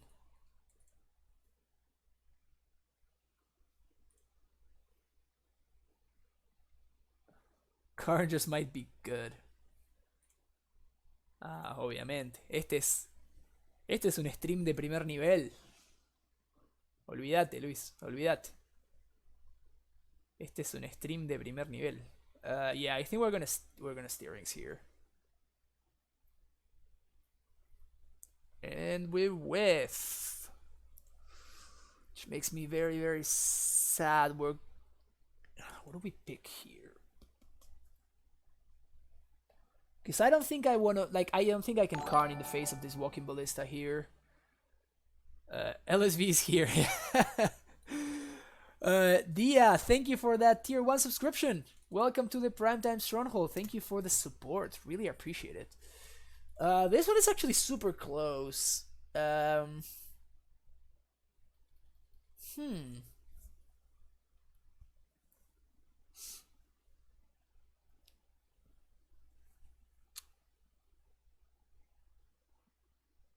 I'm not dead next turn, right? I think I'm just gonna get the Gemstone Mine. Trex1490, thank you for that Twitch Prime sub. Welcome to the Primetime Stronghold. Thank you so much, everybody, for the support. I really appreciate it. Yikes. We're in a tough spot here. I can probably, like... I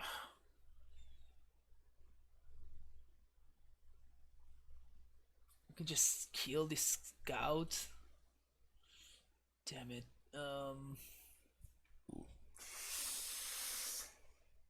I need to explosives on 0, but then they just regen with Wellinger. Man, this is... yeah, we're just not gonna get to Karn here. We're just not gonna get to Karn. This Ballista is putting a lot of pressure too. If they have a Ravager, they probably have lethal over there. Right? Yeah, they do actually have lethal if they have a Ravager, which is kind of nasty. Nasty. What do we think the chances are of a Lattice ban? I have everything for this. This is if Lattice and I play enough in paper to buy it. I think there will be a ban in 4+ months. I don't know. I honestly don't know. It's just really hard to tell because of what I was explaining earlier. Like, people are just doing... they're like just jamming Karn on literally every single deck. So we still don't know whether it's actually good enough or if it's a matter of people just jamming the card and it's like a matter of volume, you know? So it's really hard to say. It feels like it would be like it would not. I think that it will stabilize. I think that it will stabilize. Yeah. Thank you so much for the support.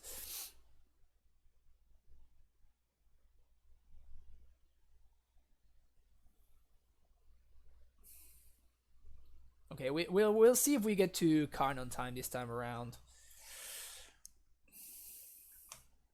Yeah, my opponent had the turn 3 kill, unfortunately.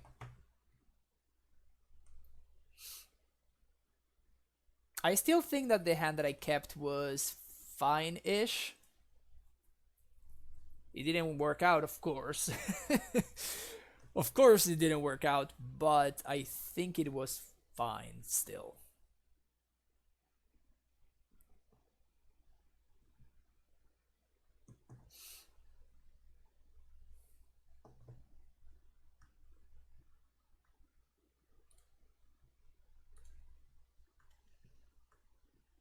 But yeah, this matchup is usually very, very bad. Let's see if Karn basically evens it out.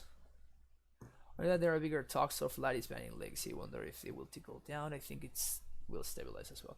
It's possible. Damn it, this hands. This hands. This one is probably okay. We're looking for a bounce land here.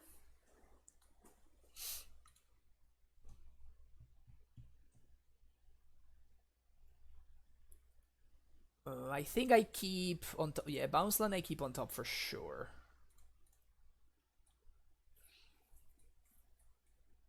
Bounce land I keep on top for sure. Then Azusa would have also been something that I would have probably kept on top. This card's very good against me.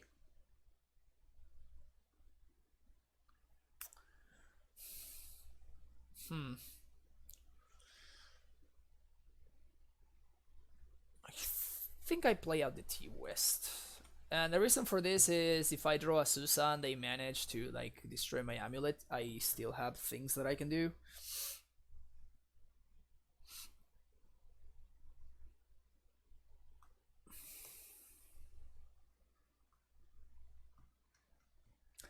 I do appreciate my opponent playing an on-theme basic forest. They're playing the artifact deck, and then they're playing the Mirrodin basic forest. That's pretty sick. I respect that a lot.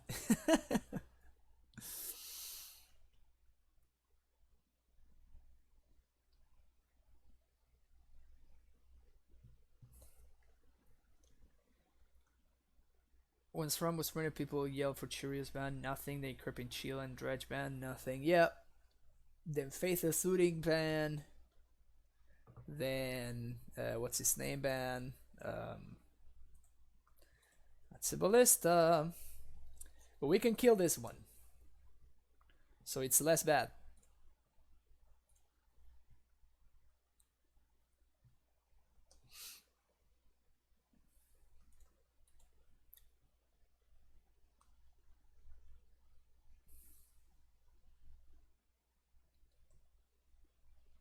And I think I'm willing to take 2 damage in order to make sure they don't play another ballista this turn. 2 damage seems like a reasonable cost to be paying for this.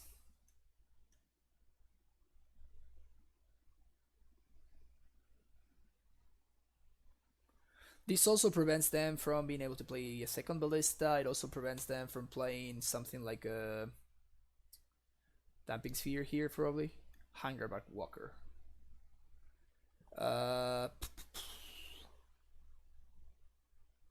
Yeah, I guess I'd rather deal with the 3 tokens than the Hangerback.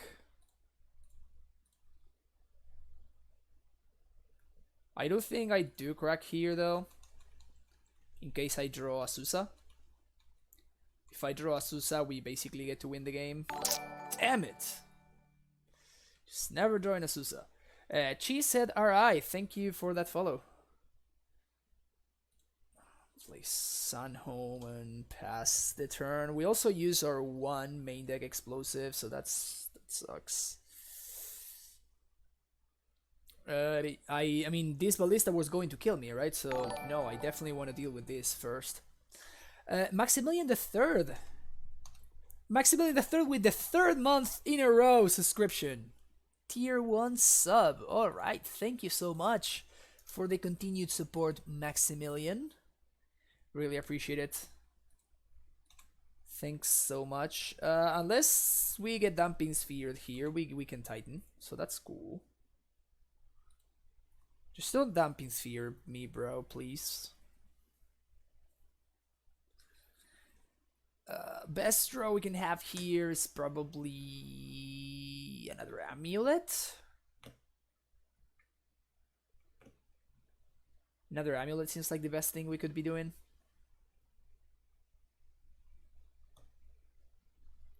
Again, unless my opponent happens to find a Damping Sphere, which they hopefully did not. Yeah, that's some synergy right there.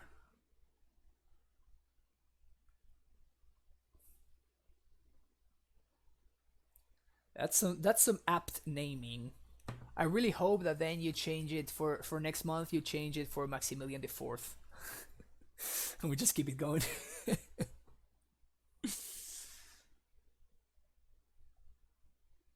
Man, my opponent must have a really hard decision over there, because tanking real hard on this one. Phyrexia's Core. Okay. Don't these people... Damn it! Oh!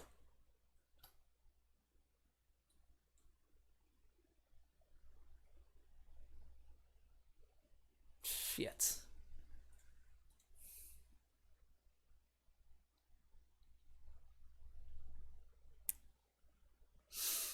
I guess I could have packed it for Rex Sage there. I wonder if that would have been correct.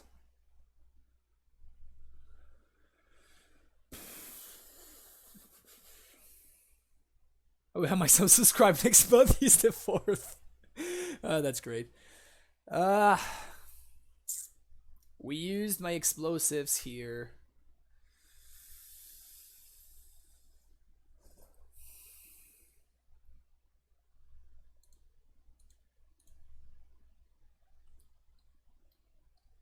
Oh my god, so much whiffing.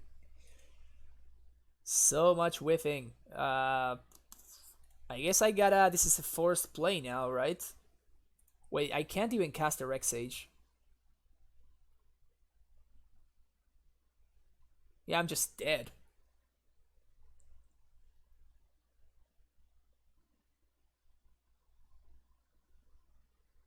Yep, I'm just dead. Wow, we whiffed super hard. 4, 5, 6, 7. We didn't even find the Dismember or anything like that. There you were. Well, that sucked. That sucked. We just drew blanks upon blanks upon blanks. That one turn when my opponent Damping Sphere me was just so brutal.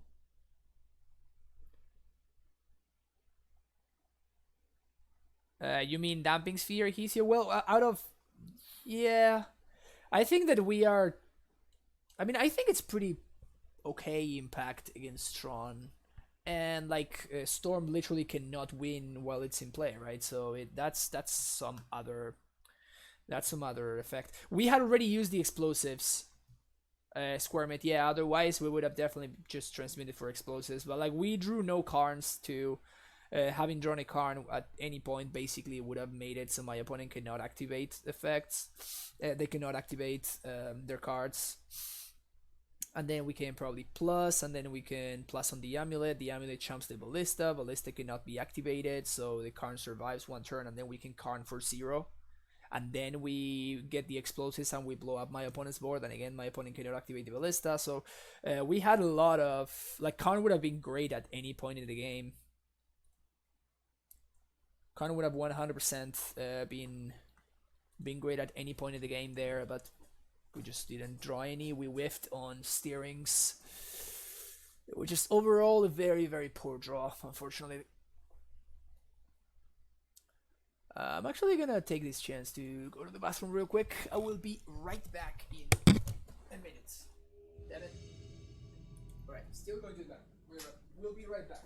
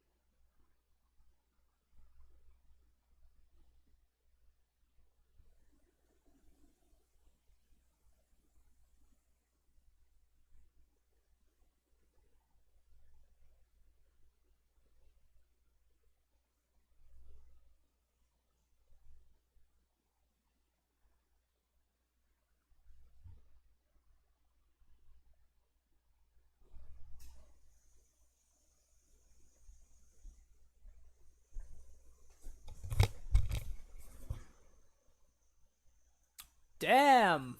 I'm gonna go to the bathroom more often so people can subscribe, just like Dan Francisco. Thank you so much for that tier 1 sub. 3rd month in a row. Alright. That's sweet. Awesome. Thank you so much for the support. But Storm and Tron have many ways around it. Tron has least claim and Storm plays. A couple of countries but bounces it. Yep. But that's just like the strength of Tron, I guess.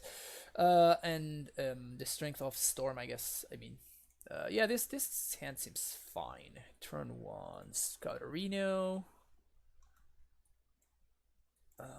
We have Coalition Relic. We can Karn on 3, which is cool. Steam Vents. Okay, so we're going to be able to Karn on 3. The question is, it's going to be relevant, because if we're playing against, well, I guess it is, because we can again go get Tormod Script, which again is so much better than Relic. This Phoenix definitely seems like Phoenix. Definitely seems like Phoenix. I guess we still don't know. Now we will know. Sure.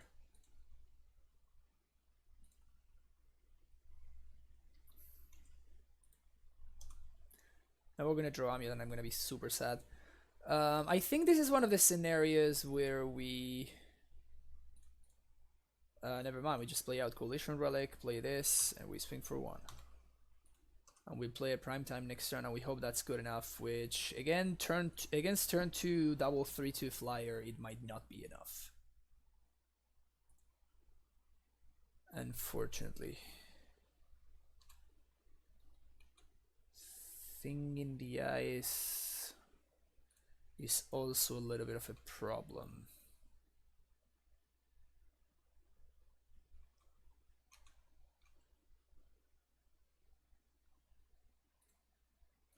Yeah, I don't think I can beat this draw from my opponent.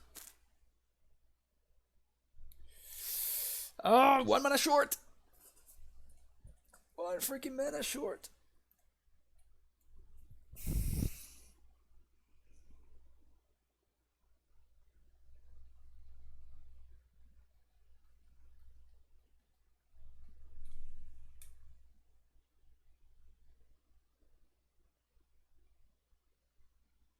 Well, I can't really do much, can I? I guess I can prevent the phoenixes from coming back. That seems like the best thing that I can do, but I died to Lightning Bolt. I can set up for next turn and try to do something next turn with like Amulet mana, but like just playing it prime time there doesn't do anything, because next turn they're gonna bounce it and they simply then I'm stuck trying to pay for Pact. So I feel like I do need this Amulet to win, and my opponent just needs a Lightning Bolt in the top 22 plus cards, probably 30 at this point. They kept on top though, so I assume that I am just dead.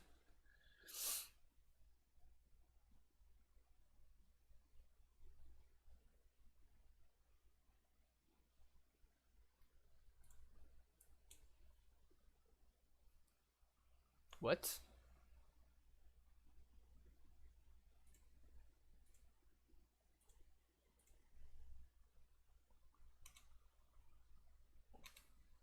Okay.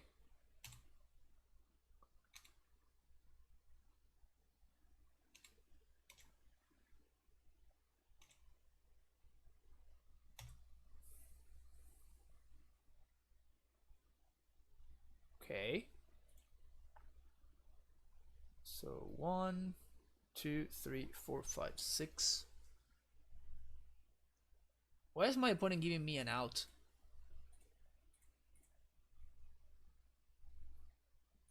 I don't get it. I mean, I'll take it, but I don't get it.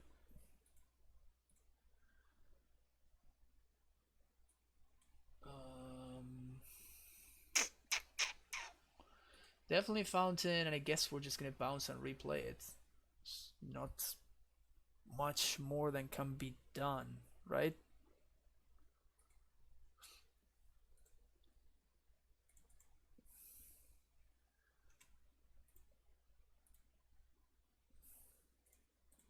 Can Karn do anything?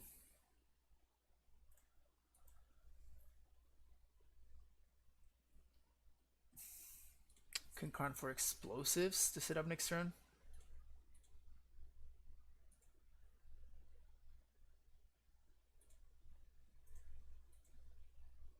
And I know that I will be chomping here, but this seems fine anyway.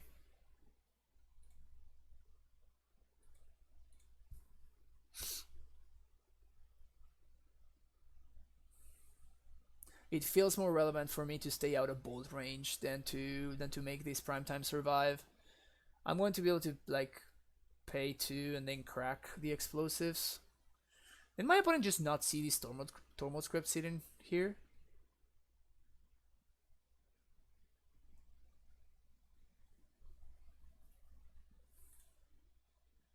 Okay, I don't even need to crack it.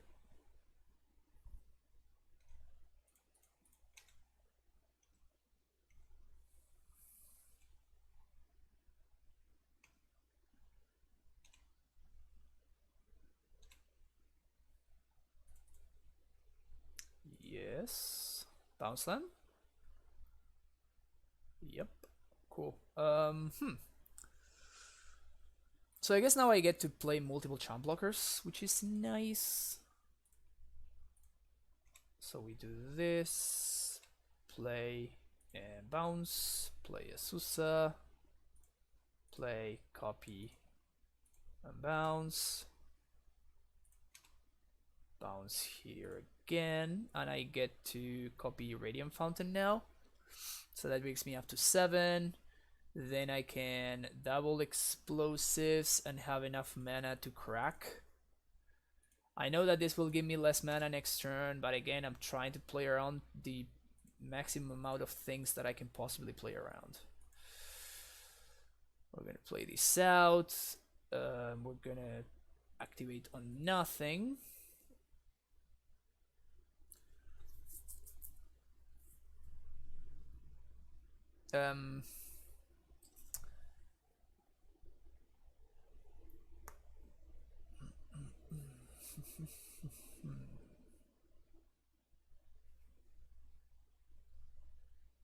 One, two, three, four. So next turn I'm gonna Karn minus, get Lattice. Can I replay Karn and 1, 2, 3, 4, 5, 6, 7, 8, 9, 10? Yeah, I can replay Karn and do the thing, but I need to not play out the Scout this turn. If I don't play out the Scout, then I'm gonna be able to do all that I want to do. Bolt my face.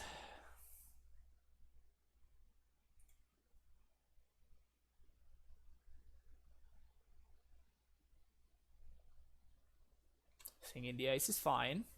Playing right into my into my own board engineered explosives. They played a tap land, and are we actually gonna win this game? This is fucking hilarious.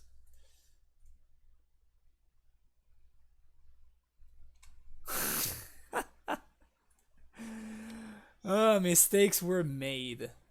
I guess Spell Pierce gets me.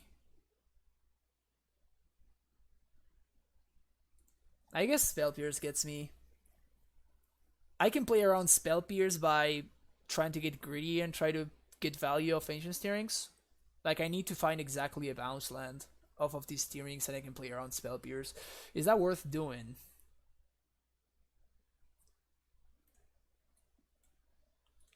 Is that worth doing? It might be.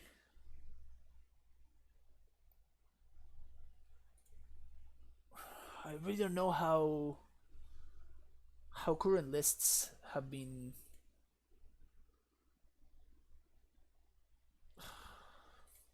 One, two, three, four, five, six, seven, eight, nine, 10. Yeah, I think I'm not gonna play around Spell Pierce. Like a synth lattice. 1, 2, 3, 4. Carno.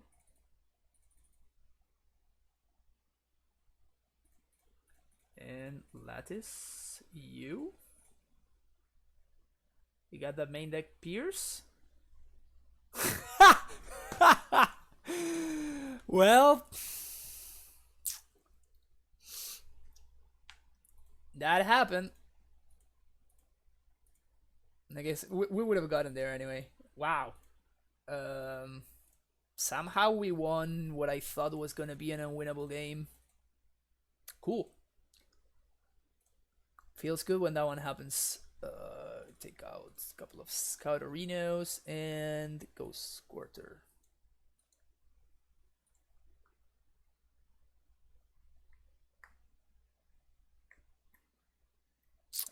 Big Daddy's no, I had a Tormod script in play, so I had already the Phoenixes covered. I'm not worried about those. We should not have won that game. Just saying.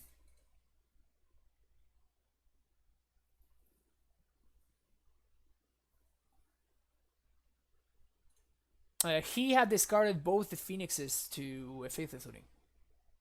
Big Daddy's no.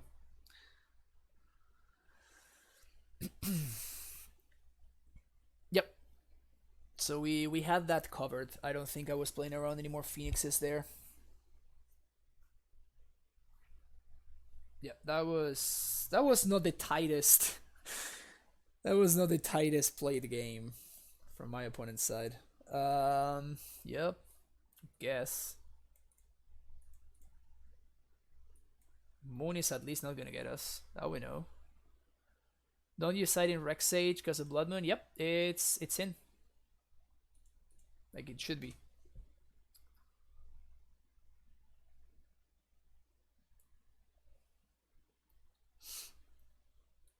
Nice draw. Nice draw.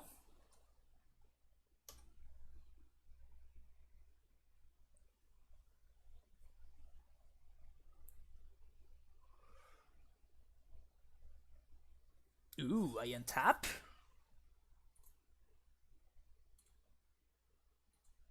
Pass the turn.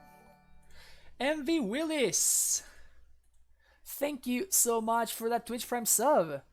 Hey, your content has made me a better player, Roland. Happy to keep on subbing. Oh, that's awesome. Thank you so much. Glad that the content has been useful to you. Whoops. I want to update the subs. That's gonna be 7 off in the day. Sweet. Sweet, sweet, sweet. It's cool. It's cool. I really appreciate, you know, when people tell me that the stream helps them, because that's why I do it.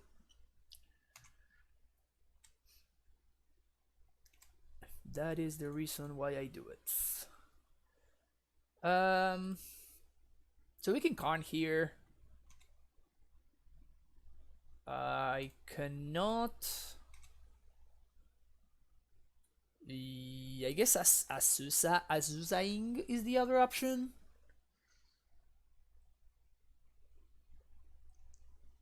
But Azusa sets up a Titan for next turn, and I already have a Titan set up for next turn. So I think I want to. This is an extremely defensive play, but I just think that I am pretty far ahead here. So I'm just going to play Karn, and I can minus for a Tormod script. This would mean that my Karn would die to Lightning Bolt, though. So do I want to play around Bolt? The thing is, I might want to play around Blood Moon, so I think I just plus. If my opponent lootings into multiple... Okay. I guess Karn Plus was the correct line. Although I guess if they had a bolt, they would have bolted my scout like multiple turns ago, so maybe that was wrong.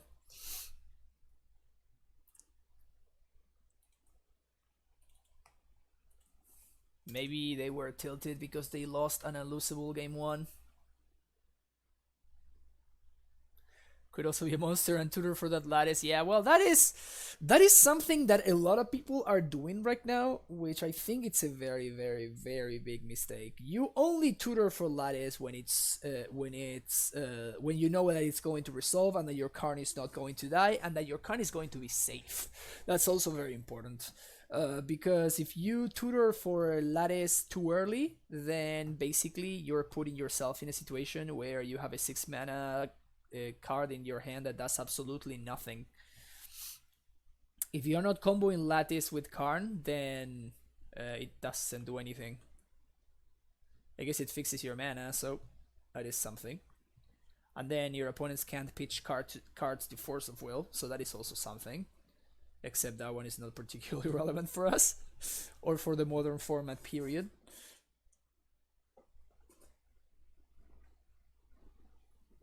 Yeah, Karns is insane.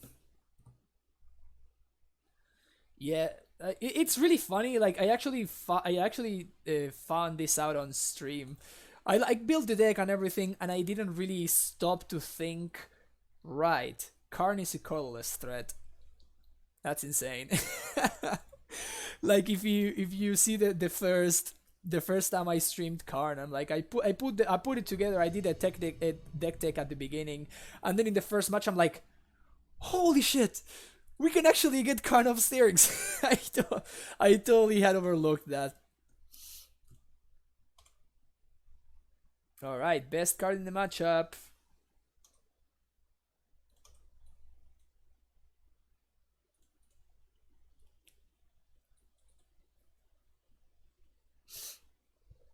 Having drawn 2 basics against blue-white, it's always miserable. Feels bad, man. Yikes.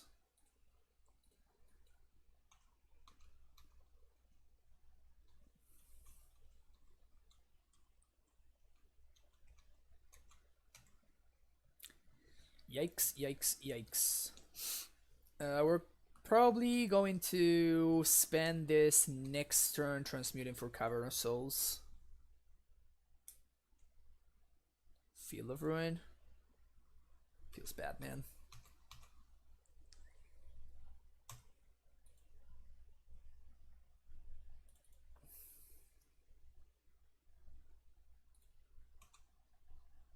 If you want to field my T-West, that's fine. I'm okay with that.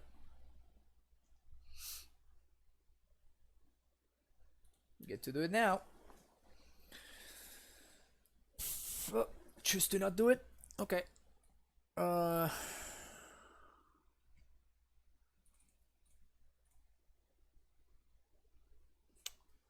don't want to counter that one? You sure?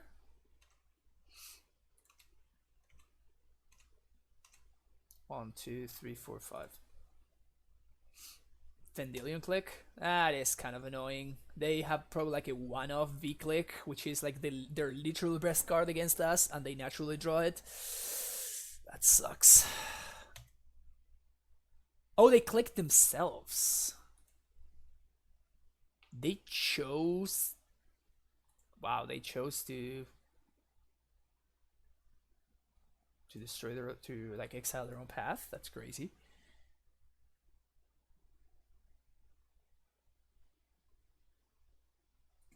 You sure you don't want to tap out OP? You sure? Nah.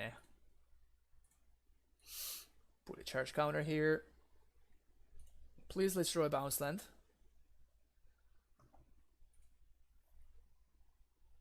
Blue, blue, and 1. Transmute.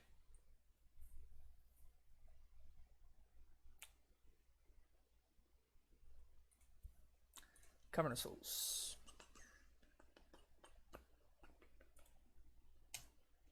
Here I just actively want my opponent to destroy my field of ruin, my semi-growth chamber, so that's why I'm playing it out. Actually, do I? Yeah, I do. I do.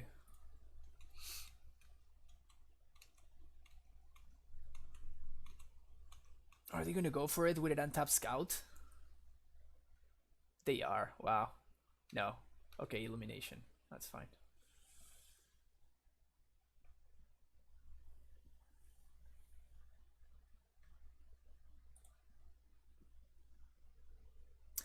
Yeah, Willis. It turns off Summoner's Pact. Yep. It's the great numbo of the deck.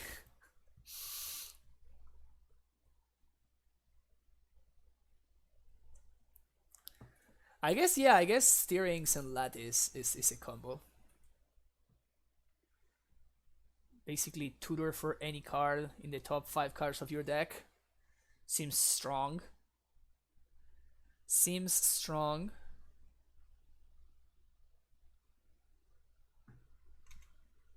They played a land.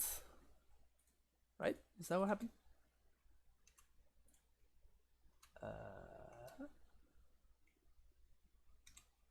Okay. Again, if they want to field me here, I'm very much okay with that. Put a counter here. The cutest thing would be if we managed to draw a bounce land. Drawing a bounce land would be great here. That's not a bounce land.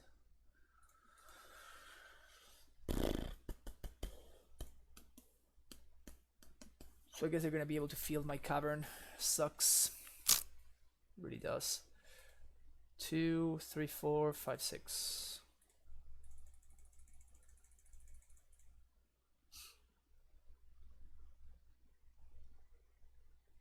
They need to field me right now, though.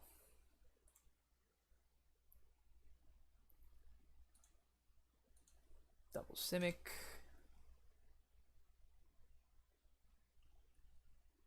They're probably gonna field me here.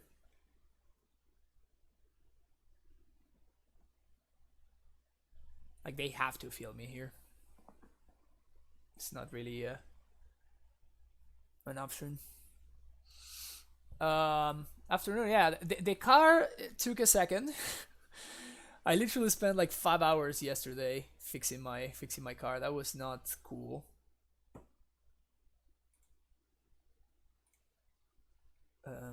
I guess they were like overbooked at the shop, and it was pretty brutal. But it could be done, and it did get done. So that's cool at least. And yeah, the headache is fine. I usually get better in terms of the headaches, my migraines whenever the day after, but this time around, the day after, I was still like feeling pretty bad. Sometimes I get them stronger than others.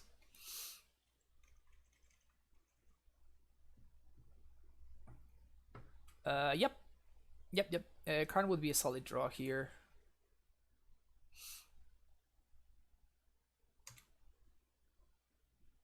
Kind of most cards would be a solid draw here. Just drawing cards would be good. Oh, they actually don't have this, so I should probably take it out. There we go. No blocks.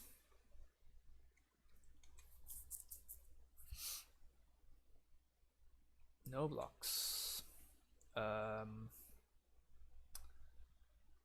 Okay. I think I just hold the bounce in hand. Steerings first. Let's see what's up. That's a Carno. Go to combat. Wow, they let me attack. That's sweet. Alright, so I guess we do Garrison plus Fountain here. Make this click a non-issue, basically.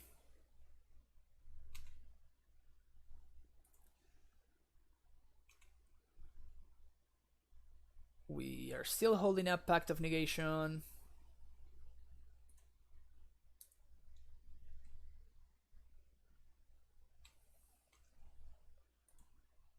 Play my lands. Play a Coalition Relic. And next turn I basically... Well, should I Karn here?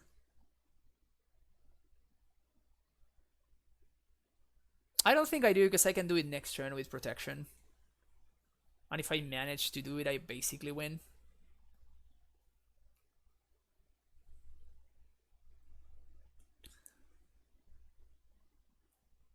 Like if they like cryptic bounce my prime time, yeah, this is just pretty irrelevant, honestly. Like next turn I can prime time and Karn. I can Karn time, right? Bait with attack with relic. That's sexy. If they Jace, I think I let Jace go actually. If it had been Teferi, I think I packed that one, but I think that this is fine.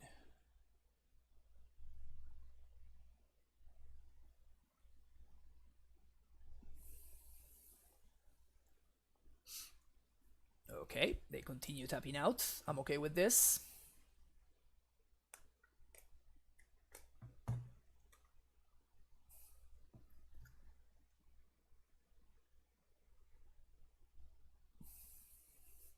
Need a Karn emote? We kinda do, actually. We kinda do.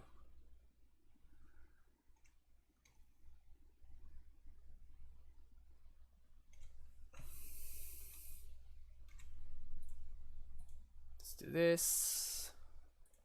Let's do this.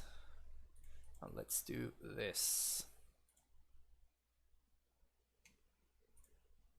Gonna have a lot of manases. So this is 6. Play prime time. We can haste. So white.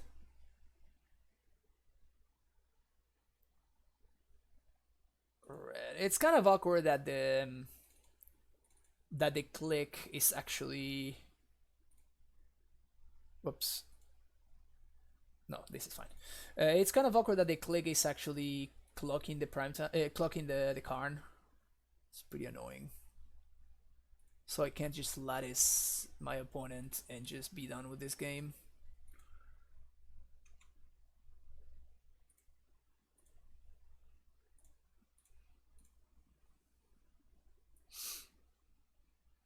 I can go for lethal if I want to here.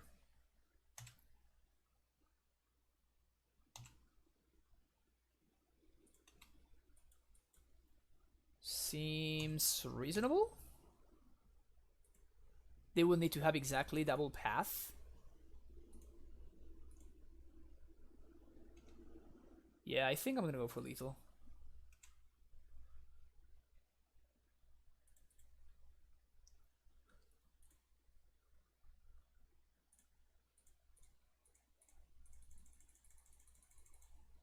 All right.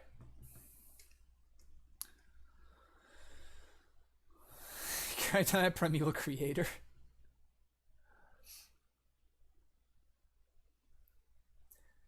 Yeah, there's not really much of a point in playing the Azusa there, and it plays right into my opponent's Supreme Verdict. Okay, this is like the matchup why we might want what's his name, Tectonic Edge. So it better do work here. It better do work. We can take out the explosives and 1 Summer Respect.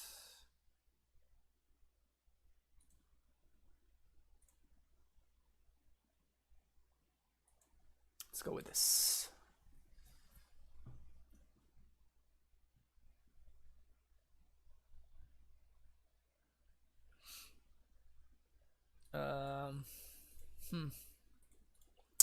I really wish this hand had like a negate or something like that. I think I'm gonna mulligan. I asked for a negate, I just got that in spades. Fortunately I got a bottom Karn here. I need to make my land drops. Yikes. Scout.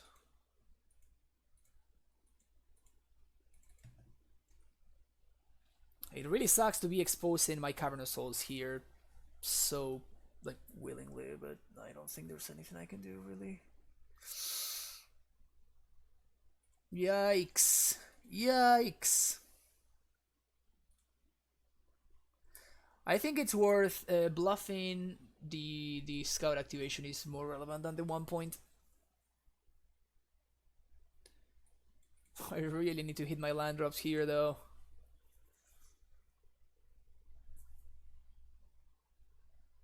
Yeah, we negate that guy. 100%. Especially because after this guy resolves, I cannot negate anything. Wow, come on! Come on! Please.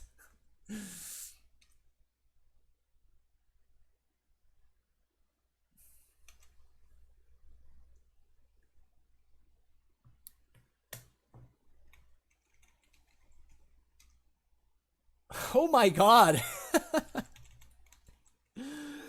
Please, please. Please, come on.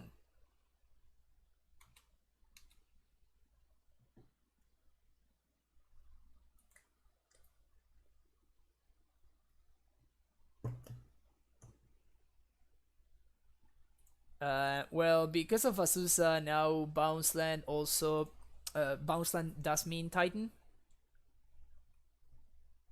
The thing is that, I mean, here we're just like. We are not dead to a Jace. Like, if I don't want my opponent to just, like, you know, freely tap out for a Jace and know that it's going to resolve. Like, for example, if they tap out for a Jace here and I untap, I draw a Bounce Land, I just win.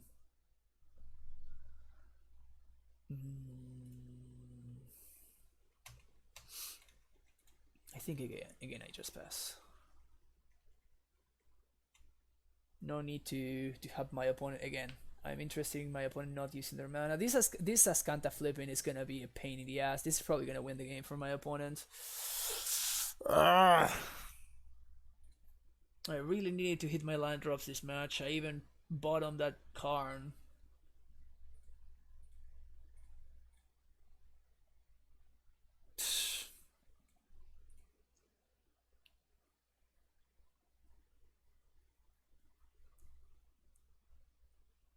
Trying to go find a negate or something.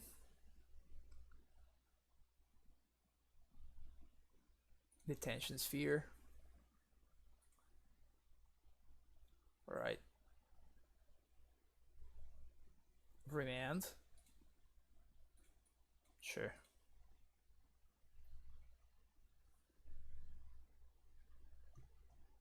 Alright. Hang in there for 1 second. I'm sorry about this. Hang in there. Hello? Yes.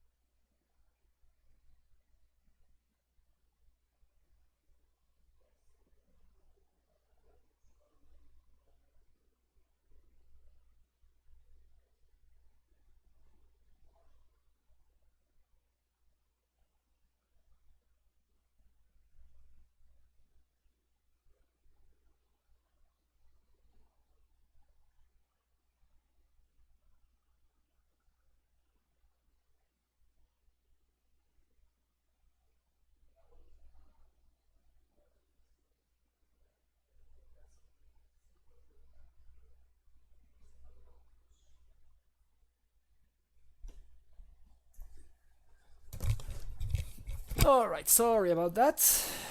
We are back now. Did we get... We're still ahead on time. What a pro, what a pro.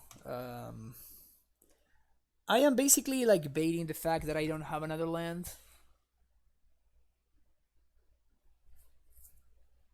Now the question is, do I negate a detention sphere? It honestly feels super bad. It honestly feels super bad. I think I do. Because I'm starting to believe that I'm gonna need this amulet to do a lot of work for me. Like, I need to top deck a bounce land this turn right here.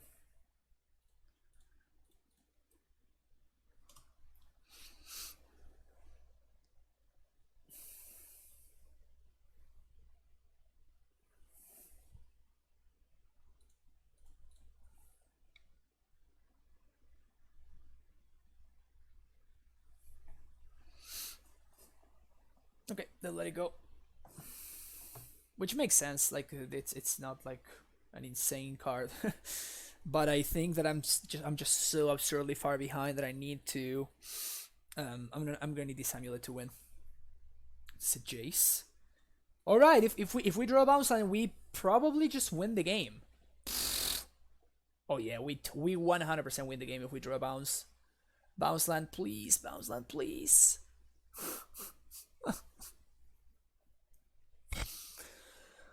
This makes me so sad. Like, we legit win the game if we find a bounce land there. We just straight up win the game if we do find a bounce land there. At this point, I think I'm gonna play Vesula, copying the cavern and naming Giant.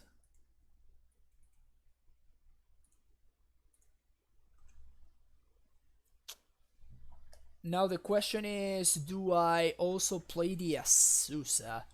And I think the answer is yes. If they do have,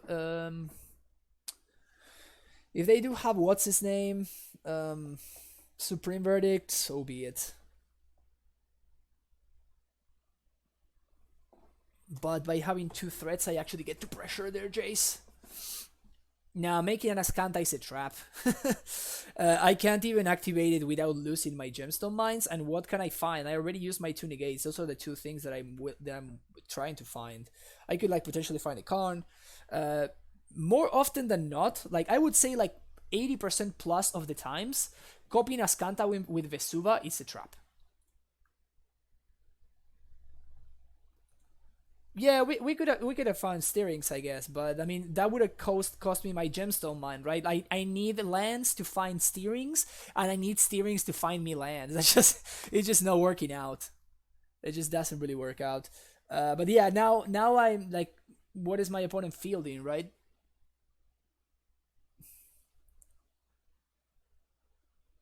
Sick.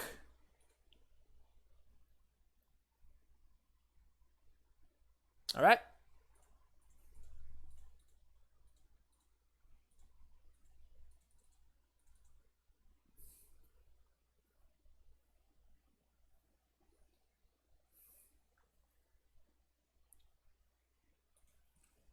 And here I'm getting double bounce. Double Simic, probably. Actually, Simic Tech Edge. Simic Tech Edge sounds really good. They can bounce the Simic in response. Oh, they're gonna let me do this? Oh, sweet. Alright, so now I have a bounce land to do things.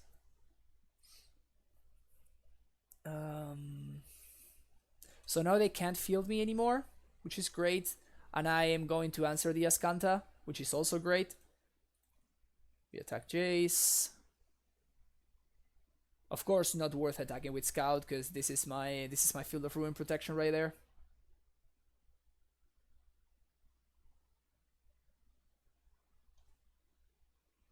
Wow, we might actually get there this game. I don't want to get too hopeful because my opponent has a lot of lands and a Planeswalker, an active walker in play. This is gonna be a Path on Azusa. That would be great. No Path on Azusa. Womp womp. Okay. They don't activate Ascanta. Oh, because they set up the Terminus. That makes sense.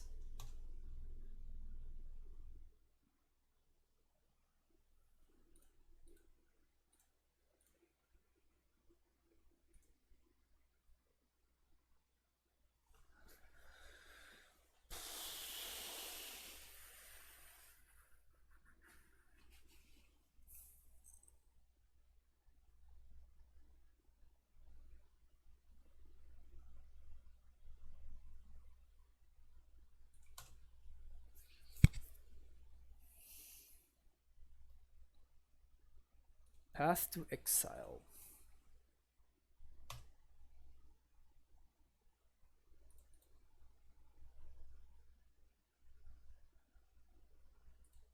Wow, they let me do this again. Okay. 1, 2, 3, 4, 5, 6. Okay, so there I'm going to need to do this then. Because otherwise I just don't have enough mana.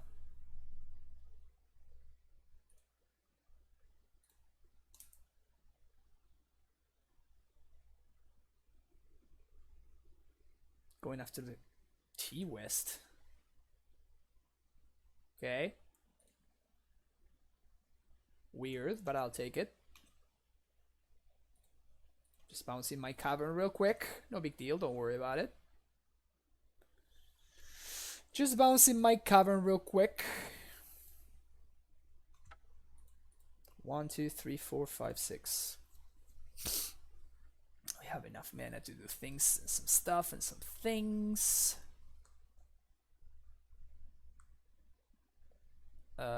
We could have, but now I kind of tapped my opponent out a little bit. Like if I draw Pact of Negation, we probably win.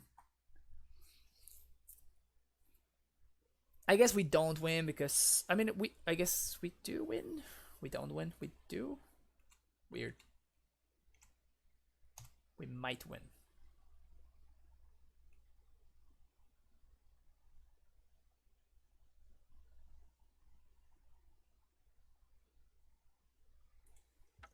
Giant.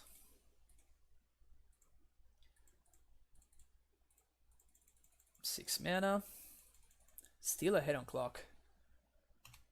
Nice. That's value. T-West, Growth Chamber. And I'm gonna use this chance to play out my Asusa. Play out Asusa. Play Simic. Float 2. Bounce. Replace Simic. Bounce T-West. Transmute. Pact of Negation.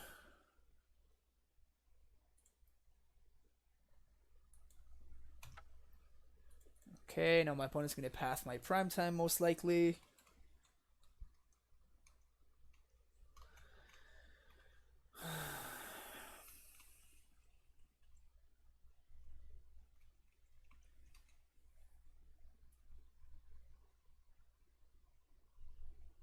Which I'm going to let resolve. I guess they had another terminus set up. My opponent's so good. Maybe I should have actually go Squatter the Colonnade.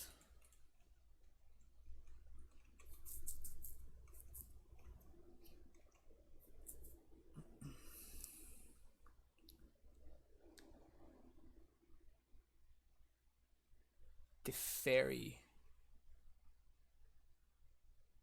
5, 1, 2, 3, 4. Oh, I kind of want to counter this. Maybe they will. Yeah, they will protect it. Okay. At least that means I don't need to pay for Pact.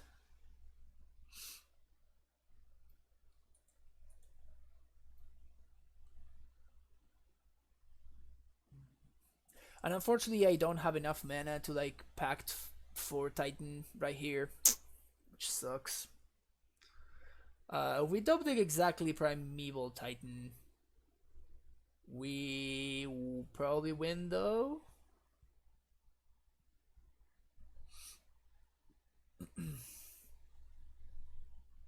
I guess my opponent's probably Summoner's Pact.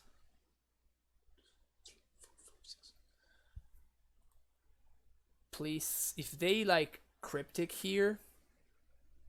Ugh. Snapcasterino. Snap Dispel.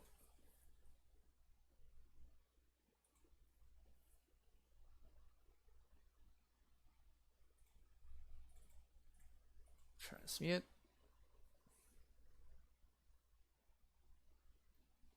For Summoner's Pact. Summoner's Pact.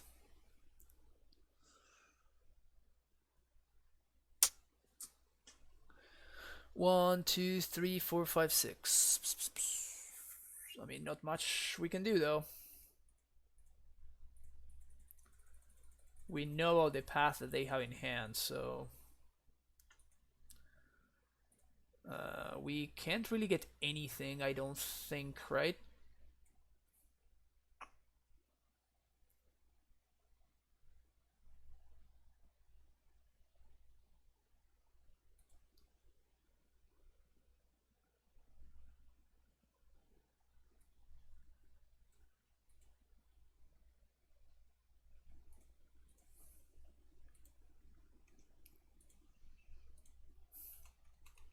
This is kind of weird.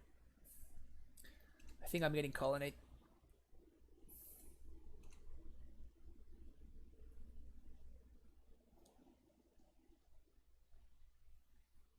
Or I can probably field my opponent. Now that they cannot pay. I think I'm gonna Colonnade.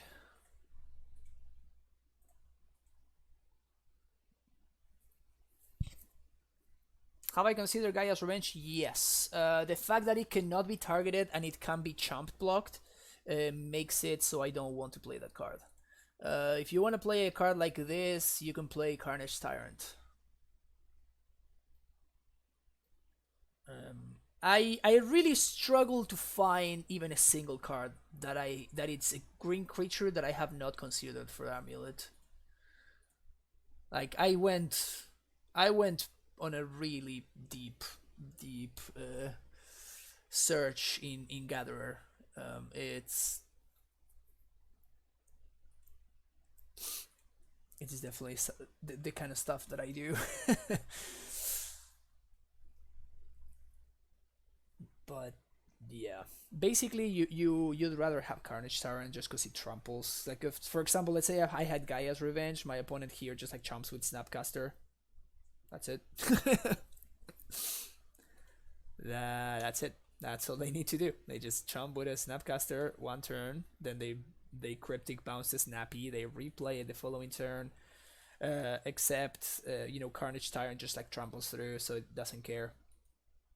And you also can't give it double strike or haste, which is also extremely relevant. Did I show my opponent the Karn this match? I honestly do not remember. Maybe I did. You're gonna clock me?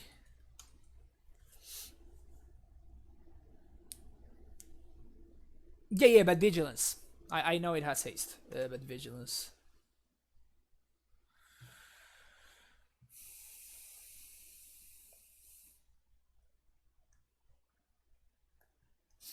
Okay, so then there's no...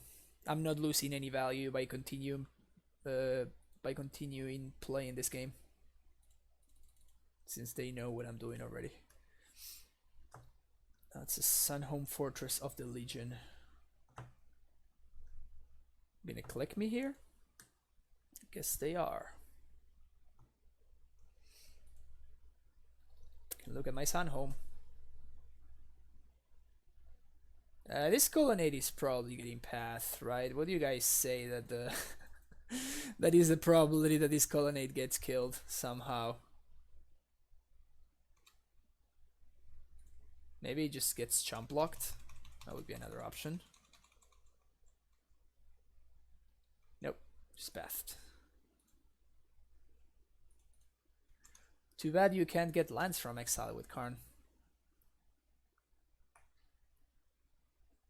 Yep, we basically just missed our land drop for way too long in this match, in this game.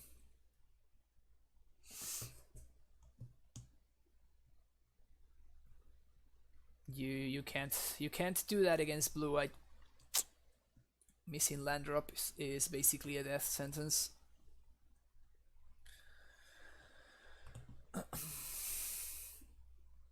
Here I'm simply gonna get a little bit of clock equity.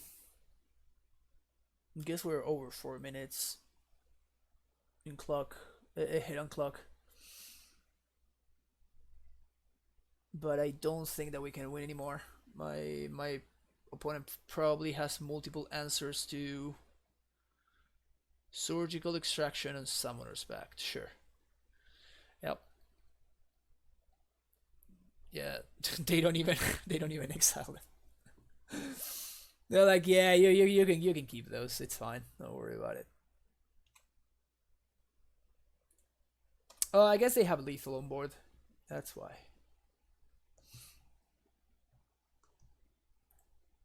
Drew 0 Karns this game.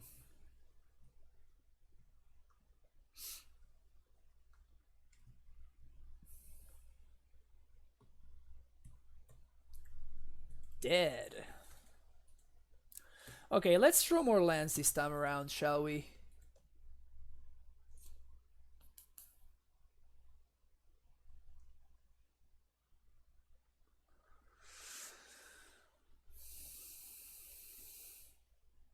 My opponent is indeed on the surgical plan, so it makes me even more inclined to want to play Hornet Queen in my deck. Usually I don't think that this card is very good in the blue-white matchup, but seems blue-white players have started going super heavy on... Yeah, I'm gonna keep this. Since blue-white players have started going super in on, like, you know, 2 main deck surgicals, and for whatever reason they do like keeping them in against amulets, even though I don't think it's particularly good. Spell Pierce? No, okay. I'm definitely not playing around Spell Pierce here, by the way.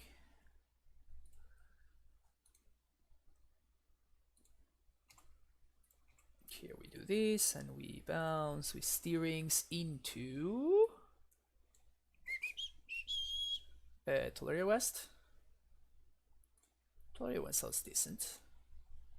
I'm interested in having access to blue mana. Next turn we can Karn with Negate backup, which seems super strong. Especially because it's very unlikely that my opponent will have an answer for it. So play this. Draw. Play this. Bounce. And I could go for a prime time here. I think it's way better to try to play Karn with Negate backup. It's less likely for my opponent to have an answer, and it's also going to force my opponent into tapping out next turn. Whew, it resolved. Alright, let's have some fun here. What do we want to go get? Probably just go get the Lattice.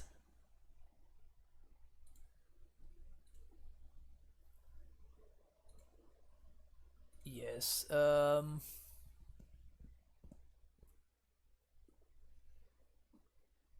Yeah, sure. Let's go get the Lattice. And I'm holding up Negate. My opponent can play a Snapcaster here for no value just to attack the Karn. But that is something I'm okay with. We did make a land drop on turn 2. Is my opponent going to tap out here? Yeah, okay. So my opponent just lost the game. And this is what I'm saying, you know, like, Karn just forces... It comes down on turn 2. And it just forces your opponent into, like, awkward plays like what my opponent just did. And then you just Karn them.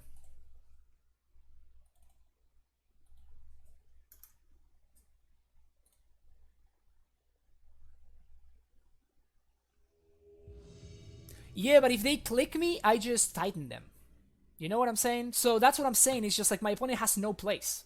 There's nothing they can do. Whatever they do, they're going to lose. This hand is a turn 4 Titan on the play. What do you think about Treasure Map on Amulet? Sounds bad. It doesn't seem particularly good to me. Turn 4 Titan on the play? Sure. If my opponent is playing any kind of combo deck, I'm gonna get super wrecked.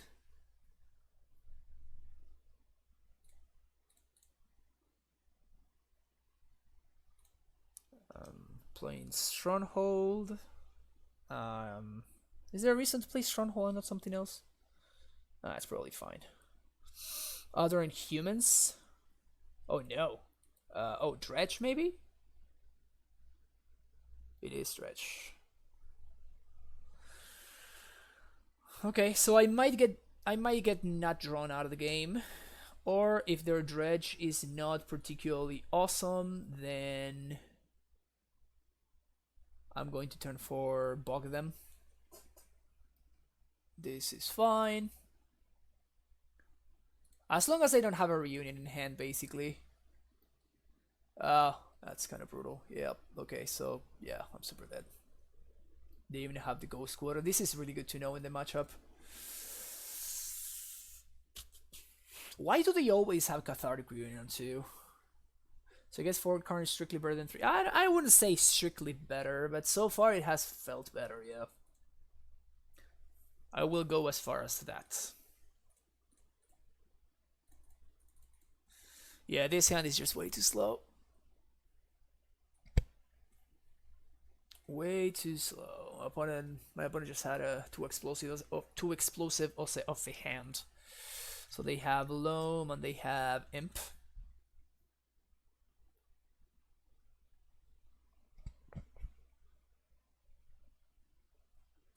Shriekhorn.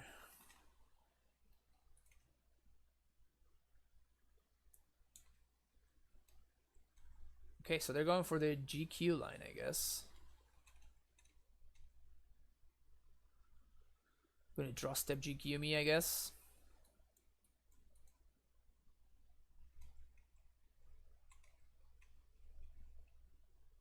Alright. Okay. Okay. Weird to wait and wait and wait and then just like fire it off randomly.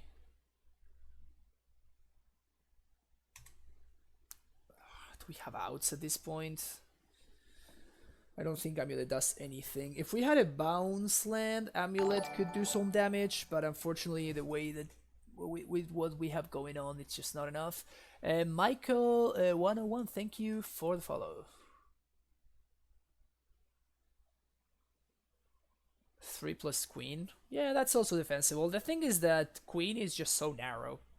Karn is basically good against most decks. There's very few matchups where you would want to side out Karn. And Queen is just super, super narrow. Is there any way we get away from this?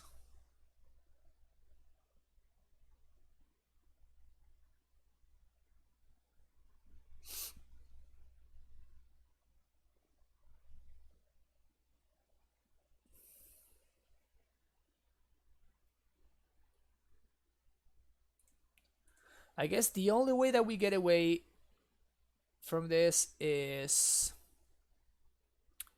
we play explosives on 2 and my opponent fails to find Conflag or Creeping Chill, including 2 Shriekhorn activations. Doesn't look too good for us, but hey. And I do think we also play out the Amulet here. I do think we play out the Amulet.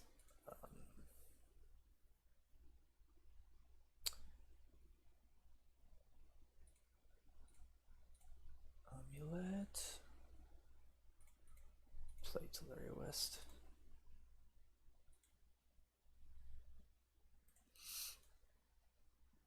If they hit Crip and Chill or Conflag, we die. Alright. That was easy. Okay, so Dredge, we bring this in, we take this out. That's it. Yep. Easy sideboarding. Easy sideboarding.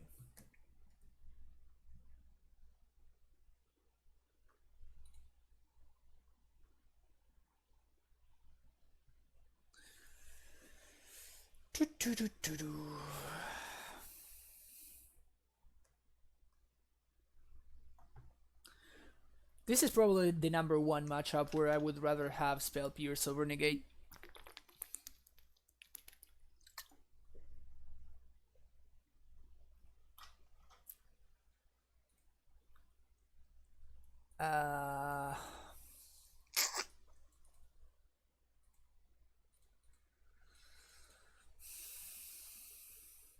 If this were an untapped source, I think I keep this hand. As it is, I think I'm all.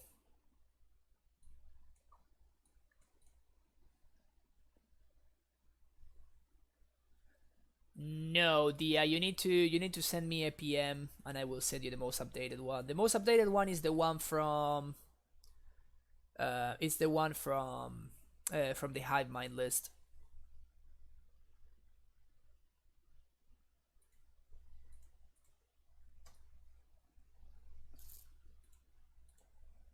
They kept and bottom. Faithless looting. Maybe I should have bottomed that negate actually.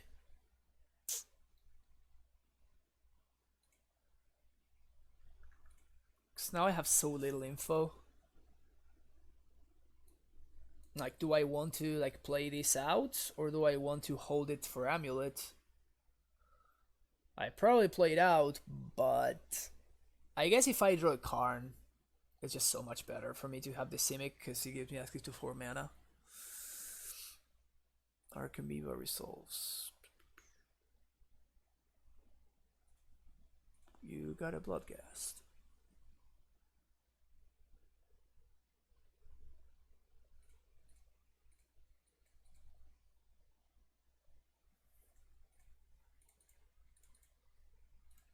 Boom.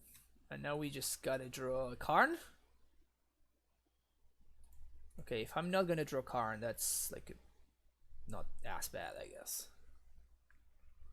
Still not looking great here, though. Still not looking great. If they want to trade here, I'm okay with that. There's pretty much no value in this scout at this point. Whoops. Okay, Dredge 2. It's not bad. Oh, they just had another reunion? Not bad, OP. Not bad. Not bad. God damn. Loam. Salvage.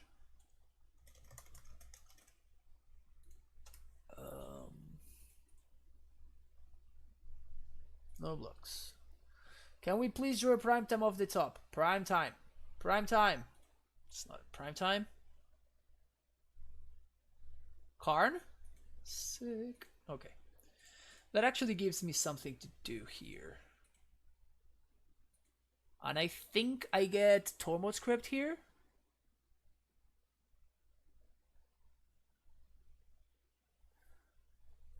Alternatively, I could get Worm Coil. I do think I want... I don't think I want Tormod's first, because these Ancient Grudges are gonna do some damage to my Worm Coil. And here I waited a second.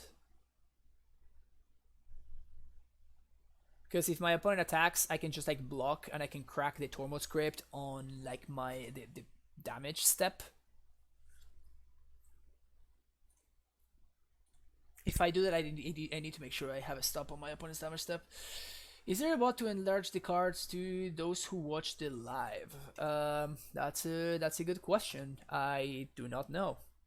Yeah, if they attack here, I'm definitely going to put a stop on damage. Gonna do here. We're going to trade. And then I'm gonna crypt him right here. I guess I'm just gonna leave a stop there. Now they loam for no value. And I go get a Worm Coil. Or I can just prime time. Never mind. I could have also latticed them, but just like prime timing them is better. Just Bog. Simic. Bog you. I mean, it just like this game is just won in any possible way. The Dredge matchup was actually amazing before, and now with Karn, I do think it's actually slightly worse than it used to be. Um, because Karn can sometimes be the nuts, and it can sometimes be a little bit clunky. But I mean, as you can see, I just keep getting myself into situations where Tomo Script is just so absurdly better than Relic. And people, I think that people just get blinded by the value and the synergy that Karn has with Relic, and they forget that, you know, in the matchups where you do want this effect, you want for it to, you know, you want it right now. You want to spend 0 mana for that effect. You don't want to spend 2 mana for that effect. By the way, my hand is pretty bad.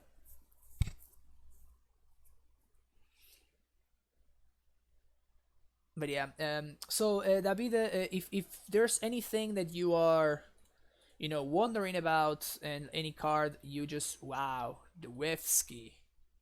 If there's like any card that you are wondering about, you can simply type exclamation mark card and whatever you want, and then the bot will actually give you the answer. Yeah, I don't think we can beat this anymore. 7 power into play on turn 2. It's too much. Our hand just doesn't do enough. Multi 5 didn't pan out.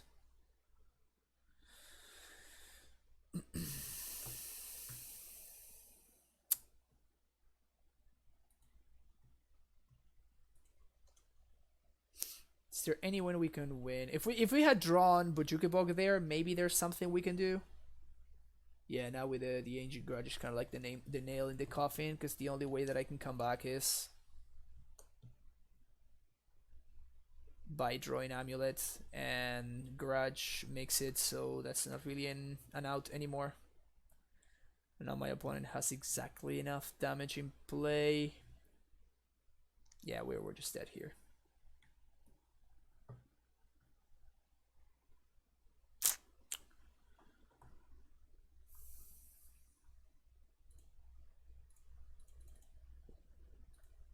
Guess I'll play it out.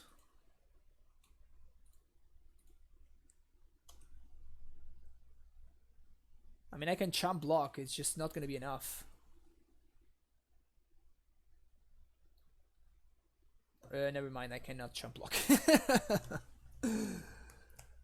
Never mind, I cannot chump block. Yes, it did, Gakuru. I honestly don't know how the mocks work. If it's like a results kind of thing, because there were like multiple people that were 7-1, and I don't know. Yeah, I don't know if like it doesn't, apparently it doesn't go to like elimination rounds. It doesn't cut to top 8, so I don't know how the mocks works. I don't know if all the 7-1 get invited or whatever, but yeah, it did go 7-1, and it also, I don't know if it's because Andy's name starts with an A that he was first in the list, or it was like a breakers kind of thing. So yeah, he definitely was the first one showing. What do you think of Karn in Red Green Balakut? I have no idea. I played 0 matches with it, so I could not tell you anything about it. Okay. We have had so many hands like this today. Vomit. Vomit.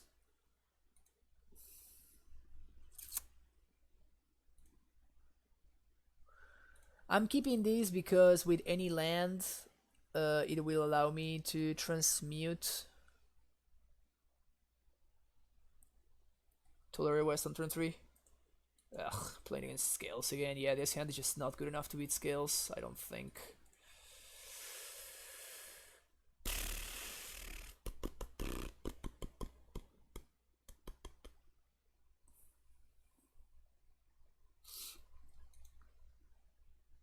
It's kind of cool that Karn can just like straight up kill Darksteel Citadels. So even after they remove the Karn with the plus, you just basically destroy their lands for free.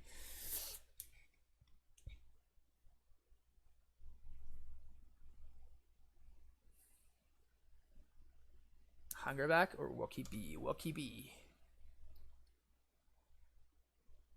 Yep, we're just gonna lose by not hitting our land drops yet again. How many times has this happened today? Where we die by missing land drops?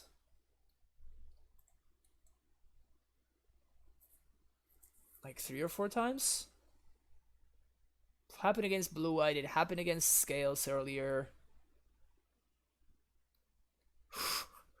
EE of the top would be sexy here.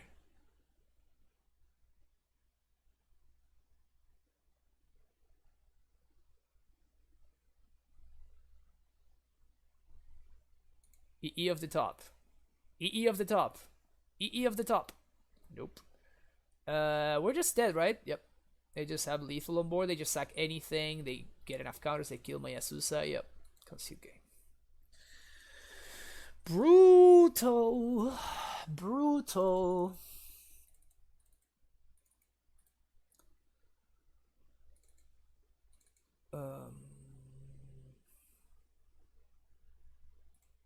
What did we cut last time? On Ancient Steerings? Can't remember. No, Karns says until your next turn, up to 1 target non-creature artifact becomes an artifact creature with power and toughness, each equal to its converted mana cost. So because it's Ballista is a creature, you cannot target it.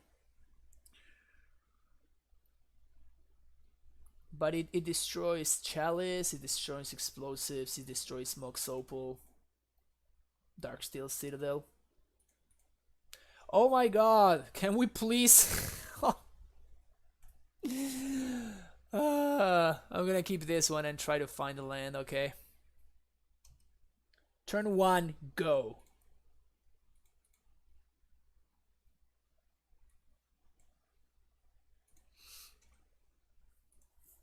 I don't think that this matchup is bad enough that we need to get lucky.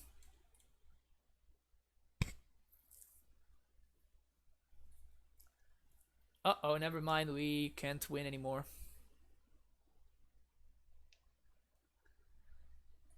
Can't win no more.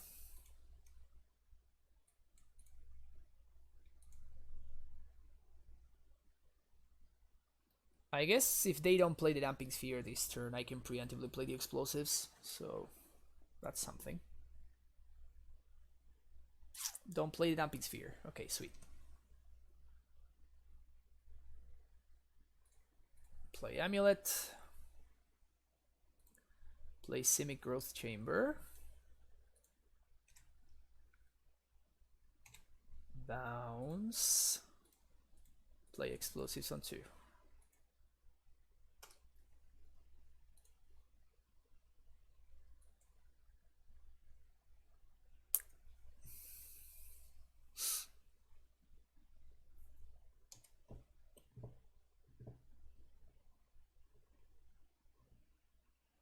Hopefully they don't have Claim plus Ballista. Place a Claim plus Damping Sphere, I guess.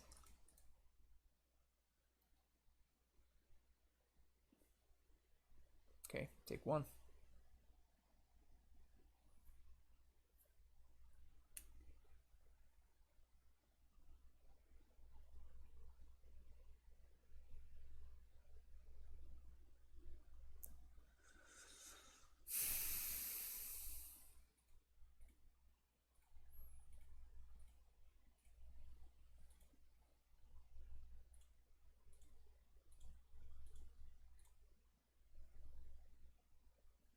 At least their clock is pretty slow.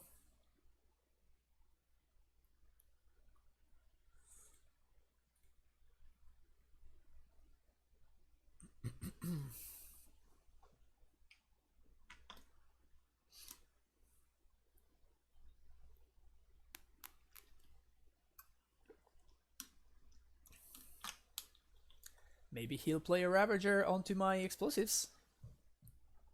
Please? Pretty please?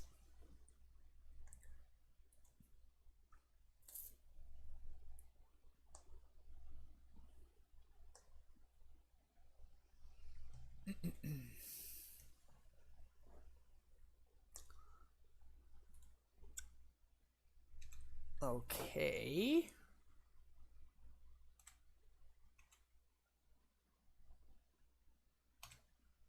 So you're saying there is a chance.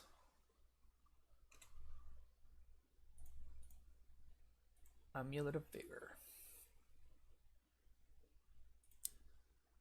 Of note, Moxopol is not, it's not active, but we were so unlucky that we actually drew the Slayer Stronghold. Is there a way that we can go get T-West plus Simic, we can transmute for Asusa, cast Asusa, play Slayers. Oh, goddamn! The chief! The chief is in the house. Thank you for the host. Welcome everybody from the chief's stream. We're streaming some Amulet here. Oh, actually currently 2-2. Just lost against Dredge by drawing terrible hands. So I can transmute, go get a Susa. That doesn't really do anything though, that's it.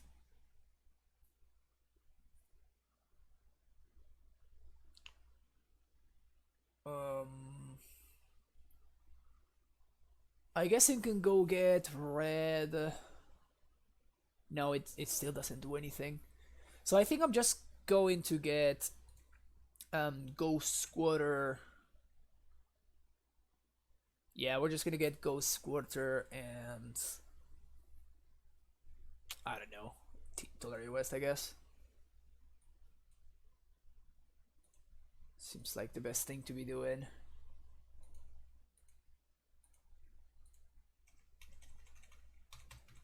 Yeah, so super unlucky that we drew both the Vesuva and the Slayer Stronghold. We just drew them naturally, so like we can't actually use them. It's kind of sad. It's kind of sad. At this point, second Damping Sphere would still be an issue, but it's much more beatable than it was before.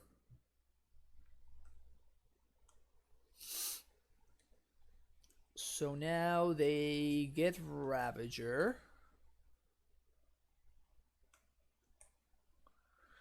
They sack Damping Sphere.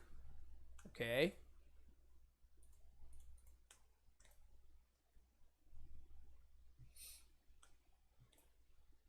So they can make the Ballista 2, 4, 6, 7, 8, 9. Jeez, that's a big Ballista. I guess I like if they attack, I need to chump.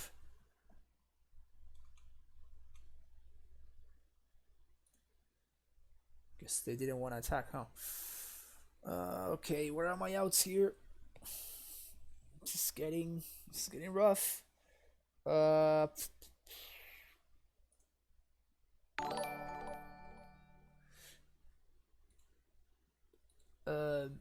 Hatwork, thank you for the follow. I think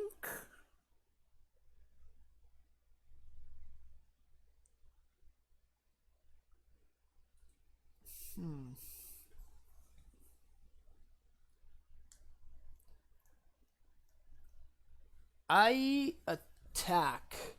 My opponent goes all in on the Ballista. They make like a huge Ballista. I get Simic. I'm trying to see if I can transmute for Reclamation Sage.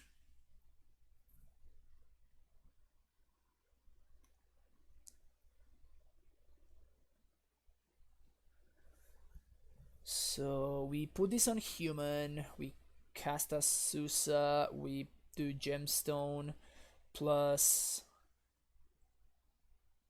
we do Gemstone plus plus Stronghold. That is 1, 2.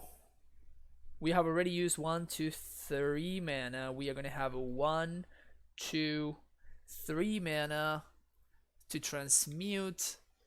Then we need to pact, and the Rex Sage is going to be 5, so we need 6 mana total. We can't make that amount of mana, unfortunately. What we can do though is we can do this.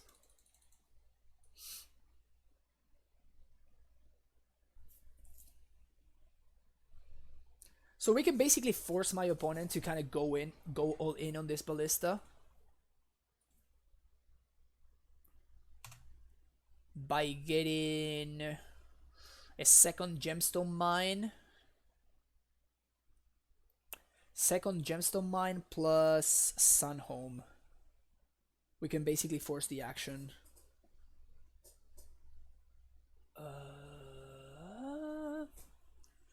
So this sacks.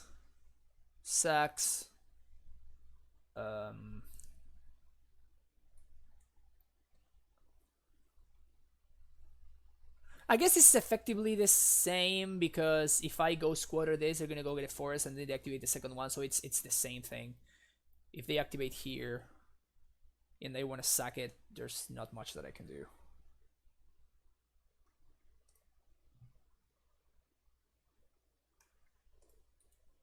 But I needed to have a green source. I guess that we could have Besuva the forest, but I need to Besuva a bounce land so I can return the T-West to my hand.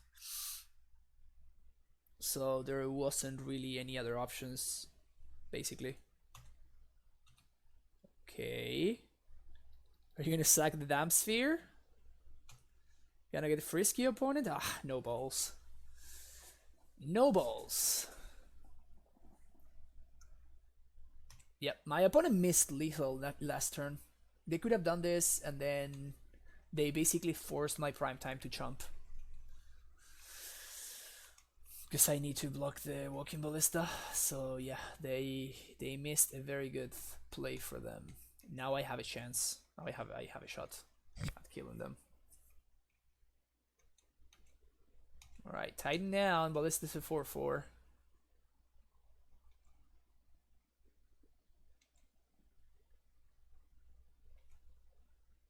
We're gonna go with no blocks here. And if Azusa survives, can we prime time next turn? I think we should be able to, right? 1,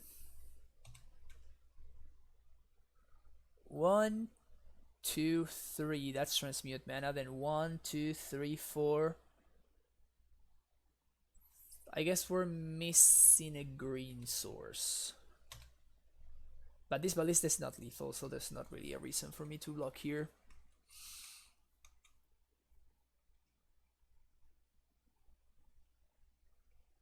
Wow, my opponent's so good at drawing Ravagers. Sure.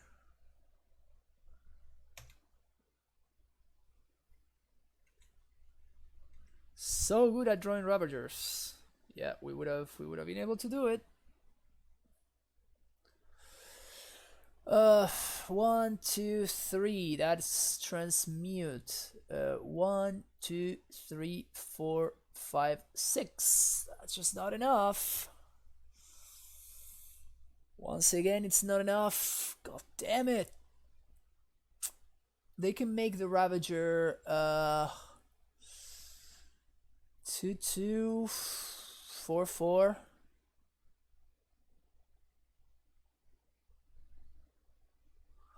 Next turn I get attacked for... Yeah, so next turn I get attacked for lethal. Next turn I'm getting attacked for lethal, so...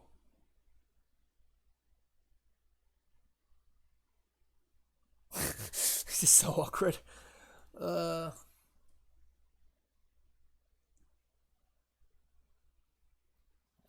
Dumping Sphere has been brutal.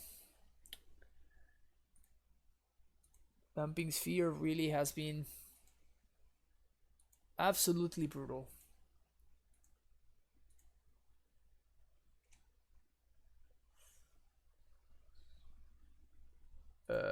Pacting for Sage is my only out.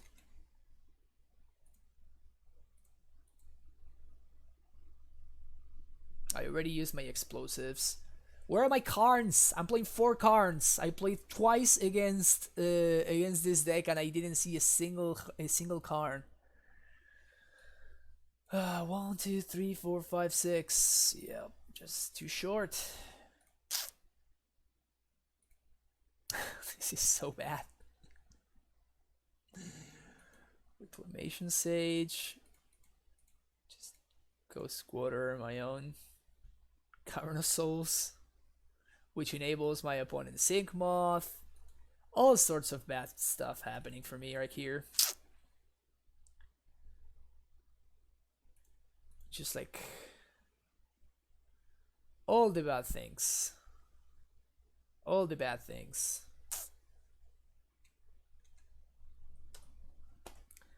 Now they sack it to the Ravager.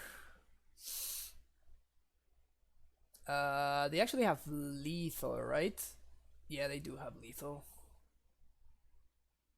They have very much lethal, actually. I didn't see a single Dismember. Dismember would have been excellent too. I didn't see a single Karn all of this time. Not even an Ancient Steerings that could have helped me find a Karn.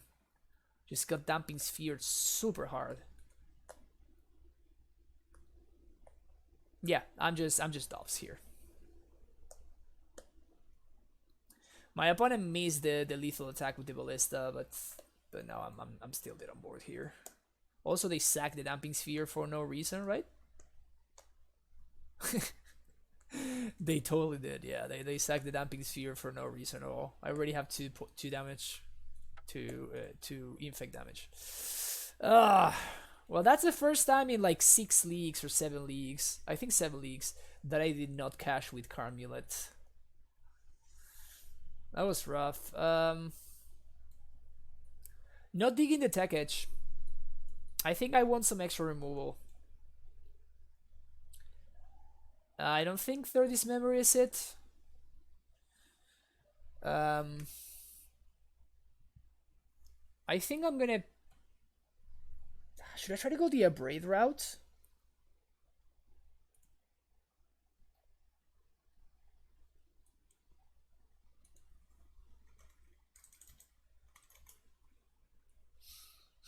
Should I try to go for a Abrade or a Path?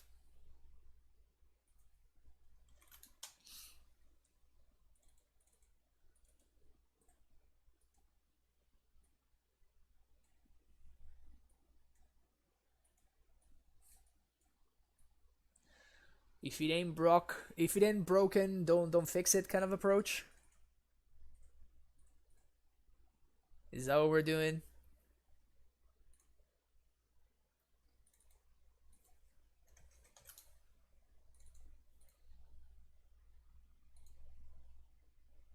Let's give this a shot. I might not finish this league, but we're definitely gonna start it at least. Why would I want Cataclysmic Gearhulk? Sean, what do you want Cataclysmic Gearhulk for that my sideboard hasn't already covered? Yep. If you did whisper me the 187, then you're going to receive it. Of course, I'm not gonna be doing this during the stream, but you will get it after I finish streaming, for sure. So don't worry about that.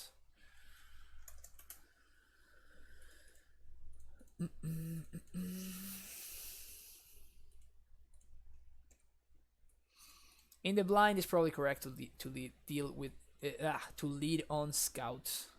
If I know I'm playing against a removal deck, I would have definitely led with Amulet. Please float blue mana. That's a red mana. I don't like the red mana, sis. Burst Lightning? Holy crap, what year is this?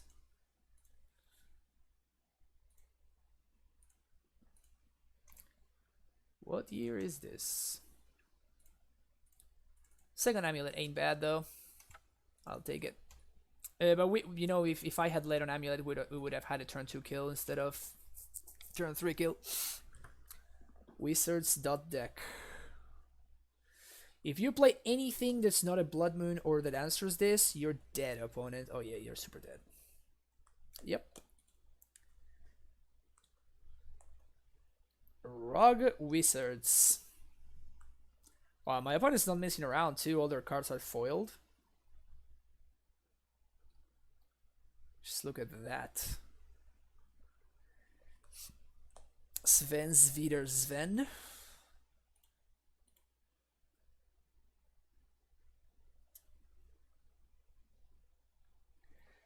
Yeah. You just send me a whisper, okay, which is like it's a PM, which you did. So you will simply just like receive a message from me with the link to the sideboard, guys. So you don't need to worry about it. You are good.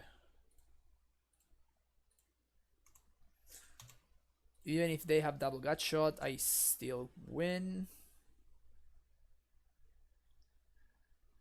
Yeah, we're just gonna double amulet them, double prime time them.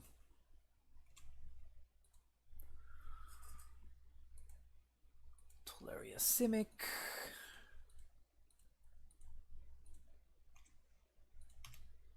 Float mana, bounce, pact, Primeval Titan, cast Primeval Titan, yes. Garrison, Stronghold. Do the thing. Is that a concession? Yes, it is. It is a concession. Isogiro fucking around, thought it was cute in the wishboard. Good sweeper that still leaves us able to Titan. Yep, except it's 5 mana. And if you like against humans, you're rarely going to be able to like Karn and wish for it and play it at the same turn. That's literally the only matchup where I could see it exactly against humans. Against all the other matchups, I don't think I want to be playing that card. Should I hedge around? Blood Moon is the question. I feel like I do want paths. My opponent's playing Rug, so maybe just play 2 paths and I take out the Ghost Quarter and just go with this.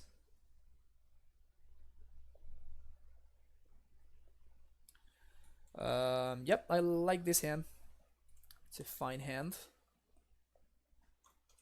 Whoops. Definitely keeping this. Turn 1 Amulet, turn 2 Asusa into Steering / Path to Exile. Sounds legit.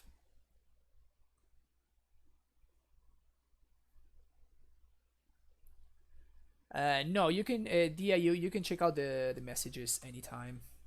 Yeah, my opponent's playing Delver. Just not a modern playable card, people. This is just not a modern playable card.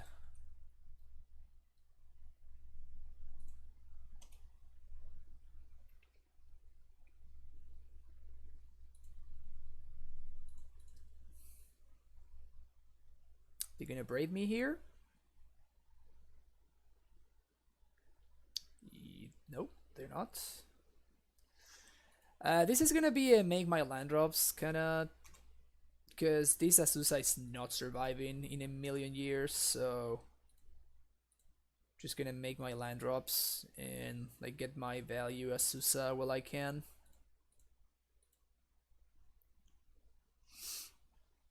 Depending on what these steerings find, I could even potentially 1, 2, 3, 4.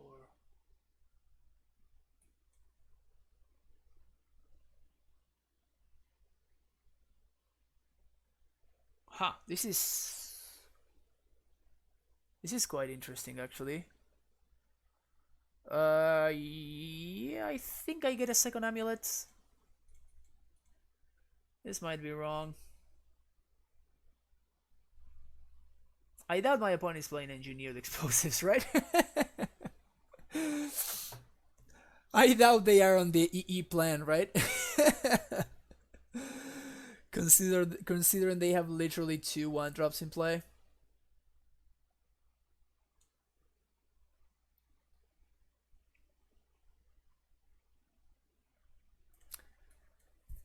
No blocks. No blocks.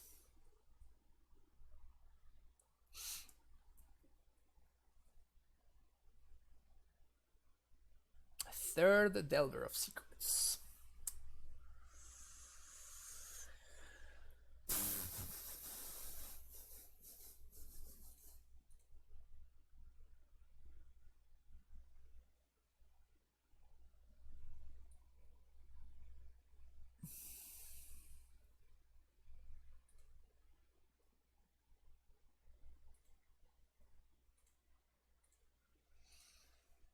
As weird as it sounds, this might be a Karn for Explosives on 1. Or I guess Karn for Ballista seems better, right?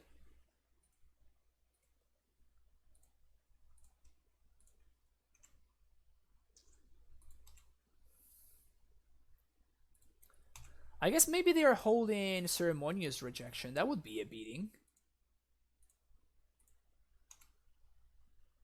That would be a total beating. If they're holding up Rejection over there.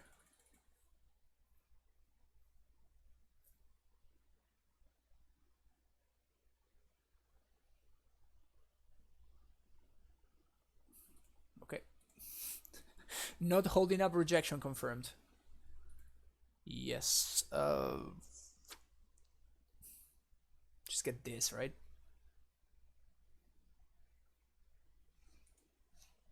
Sounds pretty unbeatable.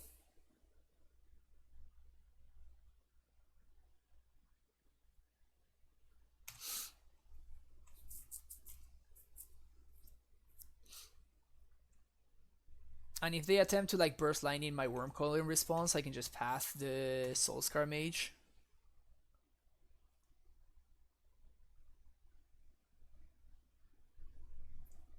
They bolt the Karn. You got it.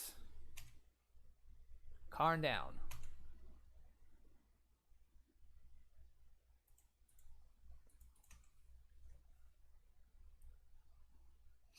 Yep, you got a 1/1.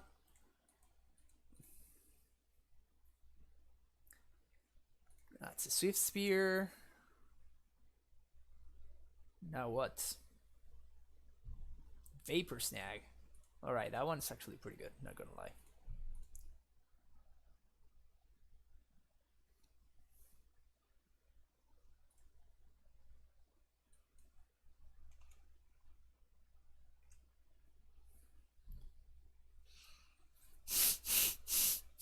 Love it. Love it.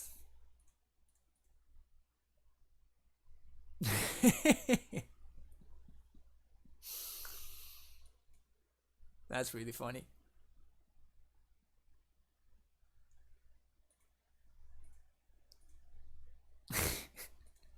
Prime time? Nope.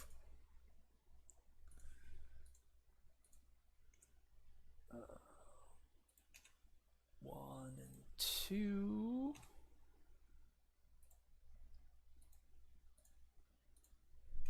And then 1 and 2. Replay this one. No real use in attacking, so I'll just hang in there.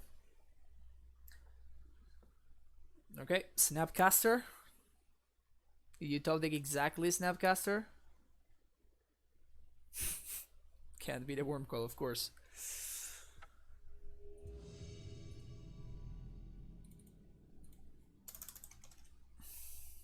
Okay. Let's try this again. Oh my god. Can't keep this. I can keep this one though. Amulet? Huh.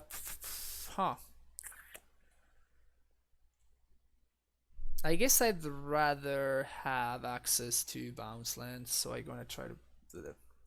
No, Saint Doom. We went 4-1, then 2-3. 4-1, then 2-3, and now we are 1-0. Lots of awkward hands last league. Super awkward hands. Pirate Spell. Huh.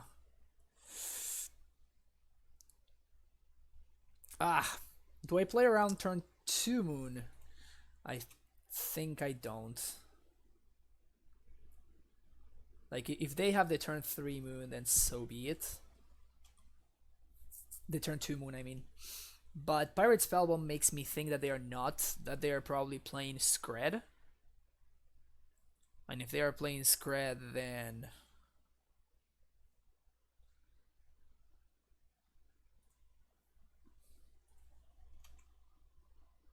Sick. Alright, I'll get my full value. I'll get my full value, don't worry about it. Skred seems like one of our worst matchups. Nope, it's actually far from that. Skred is a perfectly fine matchup. It's much better than the Mono Red Prism matchup, for example, because they play a bunch of like do nothing creatures, while the other I mean, look at this. My opponent just spent their third turn playing an Eternal Scourge. Skred is not a bad matchup. Skred is a perfectly fine matchup.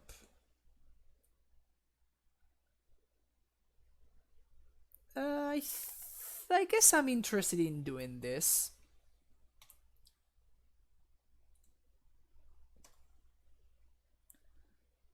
Back to Goryo, what did I miss? Well, we're trying Path again. I just got tired of not drawing lands in against classic Mesium Mortars plus like Skred in order to kill a prime time. Well, I have a second one waiting here. Good times, good times. Also, we're above our starting life total. This is hilarious. This deck is kind of a joke, really. It's just not very good. I still cannot believe it won an event. Like he won the freaking GP. That's mind blowing to me.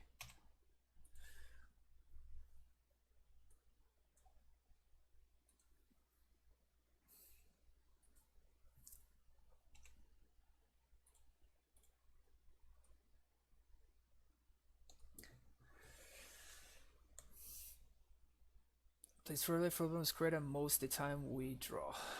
you just draw with him. That's hilarious. Yeah, like they just have like these mid-range threats that we do not care at all about. And like my opponent just like they tapped out on their turn 3 to play an Eternal Scourge, and they tapped out on turn 5 to play a Storm Breath Dragon. You know, it's just like this is not relevant cards against us. These cards just do nothing. So unless they, like, the only way that I lose against Skred is when they get me with Blood Moon. That's, like, literally the only way that I lose.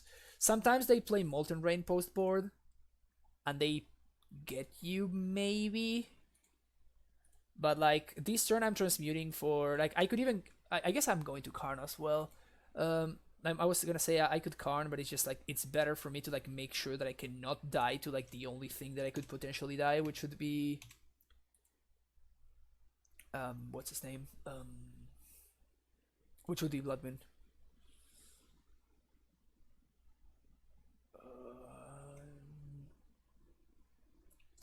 I think this is fine.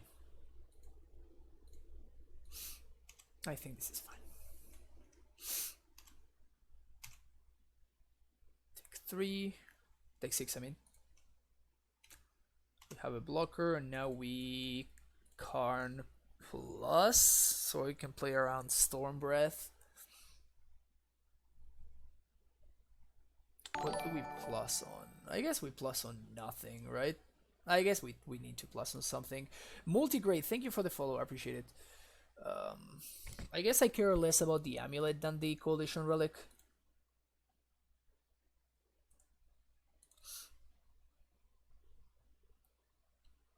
Because again, thanks to Coalition Relic, I don't even need to... Like, I don't even need to pack the Blood Moon. I guess I could pack the Blood Moon. Storm Breath Dragon, sure. You got it.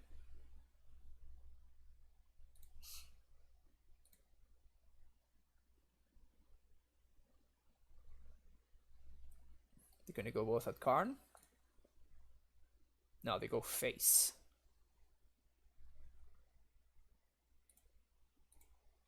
Sure. Take 8.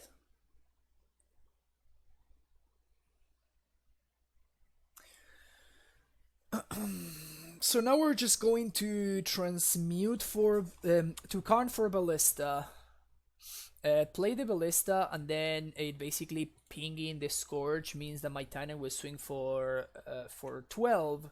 So I am just going to I'm just gonna kill them. Make a Ballista for 3, and that should be lethal. Walking Ballista. 1, 2, 3, 4, 5, 6, 7, 8 for good measure. Yep.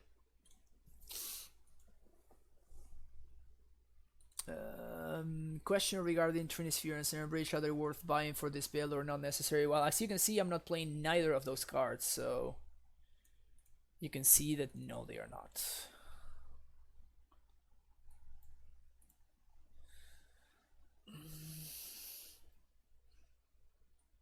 This is a matchup where I always struggle with the Pact of Negation. Like, yes, I'd rather have Negate, but as you can see, like in that situation that we were right there, having access to Pact of Negation to basically counter anything is just has such good value. It's such good value. The problem is sometimes you just like naturally draw it and it's awful. And sometimes even worse, they have Chalice of the Void, and then you just die. Like if they Chalice on 0, it's just... Bridge is way more fringe than I thought it would be. I mean, Bridge is fine. It's just sometimes hard to... It's just sometimes hard to leverage it, basically. That's really the only problem that Bridge has. It's not easy to leverage. I would expect that my opponent basically is going to mulligan for Blood Moon in post sideboarded games.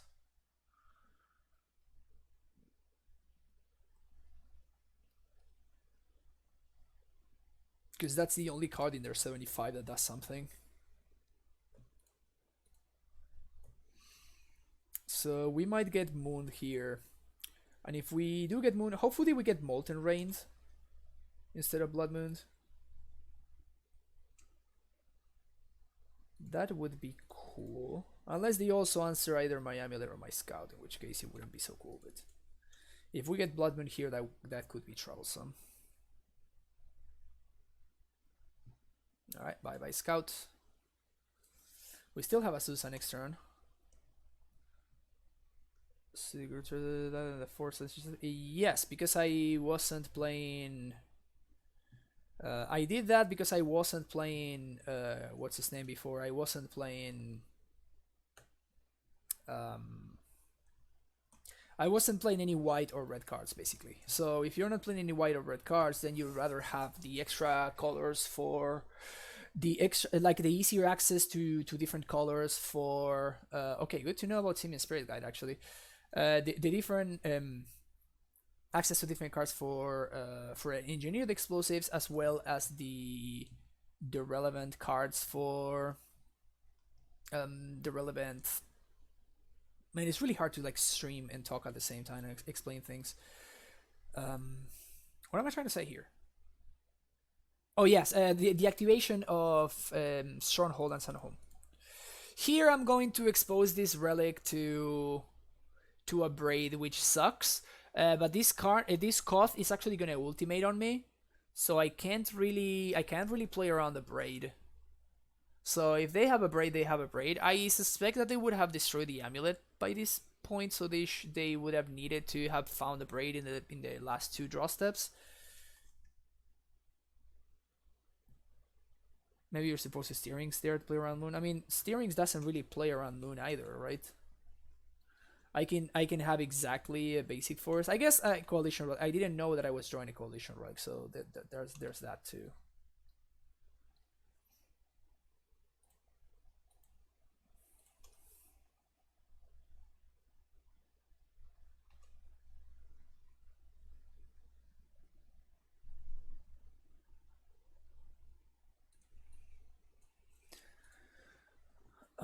Okay, green. So I can do Rex Sage. I think that's what I'm going to do. Rex Sage into Azusa.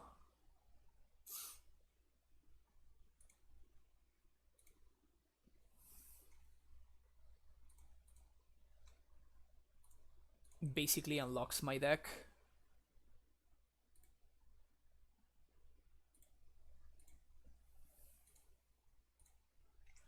Do some of this, and then I'm going to, if they have second blood moon, I die, but I can't beat second blood moon. Usually that's like the way that things work out, is the second blood moon just gets you, so it's probably fine. They're probably gonna ulti Koth though. 1 second, I apologize for this again. Sorry that this keeps happening. One minute. Hello? Oh, how's it going?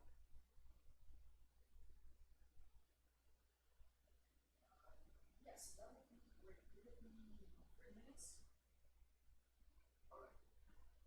Alright, sounds good. Thank you very much. Bye. Have a good one.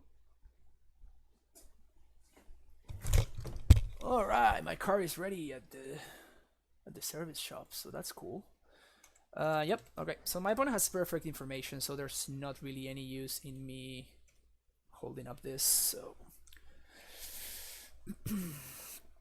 I died to second moon. This Koth emblem is gonna be hard-ish to beat. They only have 3 mountains, so maybe it is beatable. It's probably gonna require me to draw a Titan or a T-West probably this turn and no later than this turn. Yeah, there we go with the Koth emblem. Also, if they are pinging, that means that they are not actually casting spells, so that's good for me too.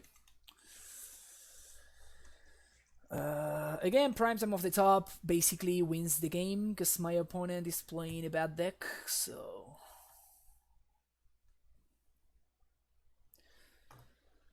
Pay for pact. 1, 2, 3, 4, 5, 6. Yep.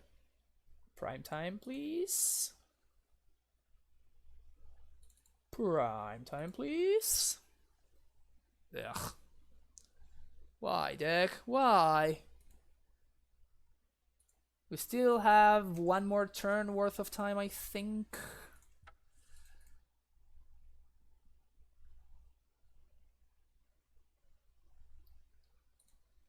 Primeval Titan, Todaria West, Ancient Steerings means redraws. Let's say, whoops, no. Let's say that we got outs. Let's say that we got outs.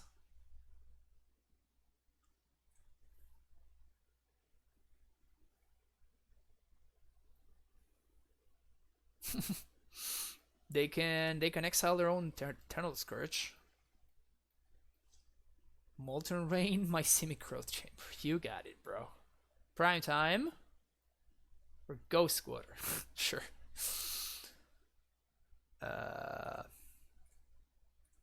Gain a couple.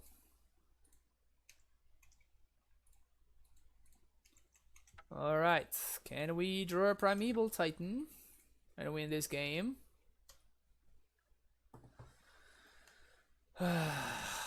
This is frustrating. 1, 2, 3, 4. Okay, 1, 2, 3, 4, 5, 6, 7, 8. Primetime still wins. 1, 2, 3, 4, 5, 6, 7, 8, 9, 10. Wow, we just whiffed. We just whiffed super hard. Even Karn does it. Karn also does it because I just go get a Wormcoil and my opponent's deck is bad, so they can't beat a Wormcoil. But we just whiffed for 1,000,000 turns. Yeah. Oh my god, alright. Let's try it again. Let's try it again. Anything we want to change? Oh, Pact of Negation, I don't like it. Let's do Summoner's Pact instead. Alright, we do know about... keep. We do know about the what's his name now. We do know about the Simian Spirit guy, so that one is actually very important to know about. They have a relic? My god, how can we ever beat a relic?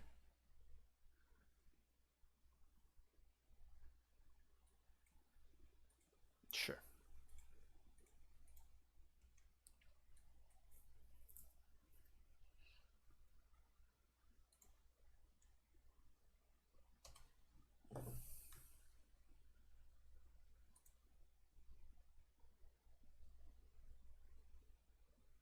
Turn 2 Moon. Turn 2 Molten Rain. Going after the basic. Okay. So I guess they do have a Blood Moon in there, huh?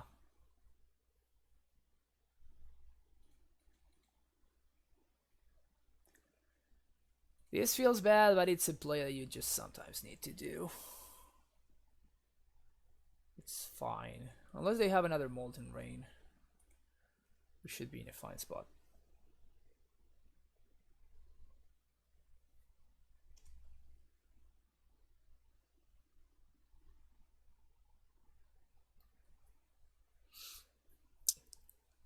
That is fine.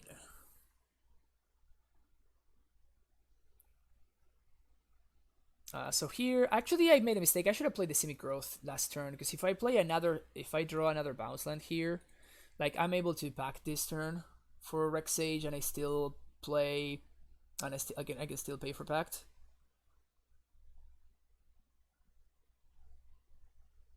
Again, you usually just don't play around around the second Blood Moon, because you rarely ever are able to beat it.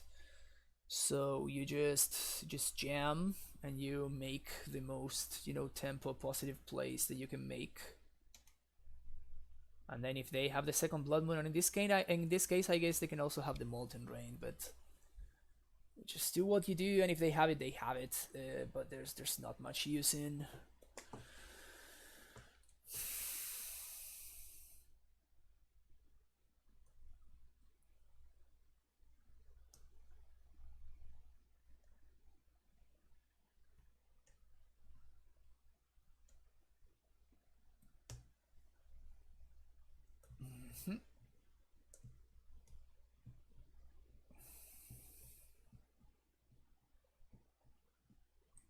Alright.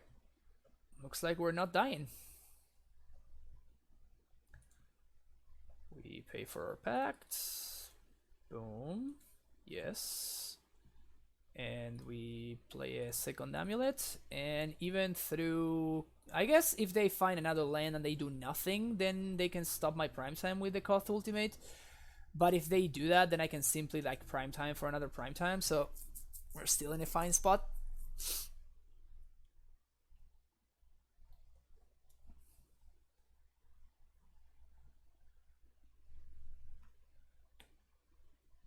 Huh, is this enough? So, this is 6 mana. I cast Primetime, I go get Simic plus the other thing. I can haste both Titans. Yeah, this is enough. This is enough.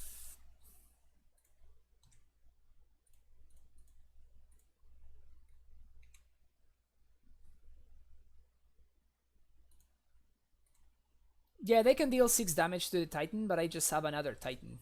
One of them is gonna get through, and then that one is gonna get another Titan for next turn. Just my opponent cannot stop the value. It's too much value. Unless they have exactly Surgical Extraction. So I guess Surgical, it's an annoyance.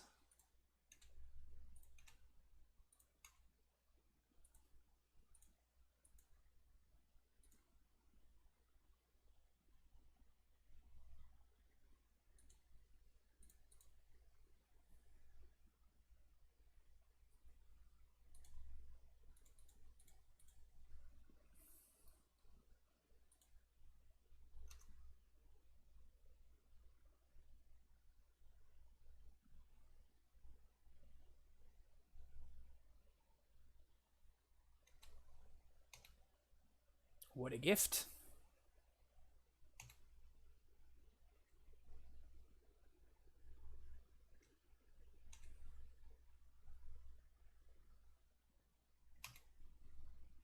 What a gift.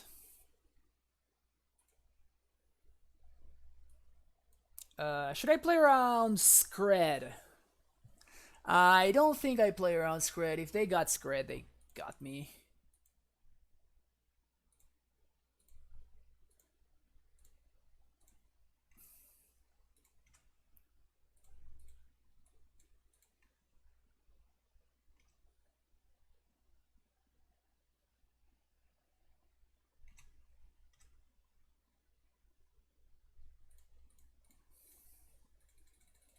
I can just 10 them this turn.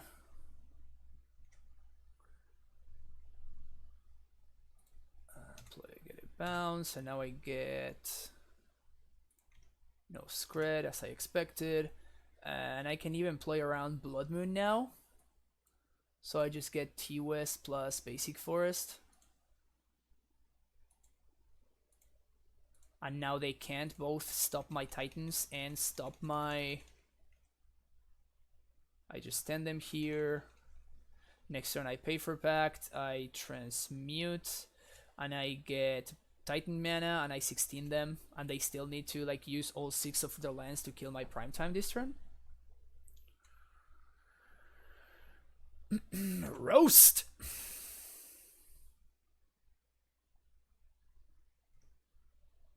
So they can only deal 4 damage to the Titan, so I'm just gonna get to kill them here.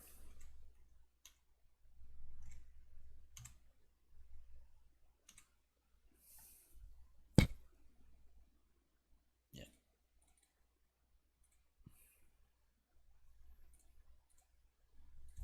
My opponent just got to ultimate their Planeswalker and blah blah blah blah blah, and it just did absolutely nothing.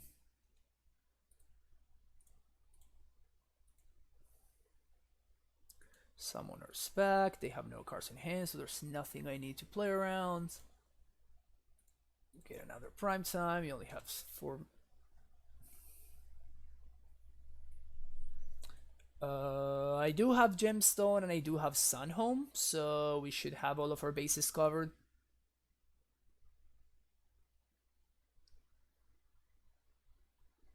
I'm trying to figure out if there's any like cute way that I can maximize my mana and like transmute for the last Primetime. It would be T-West plus Sanctuary.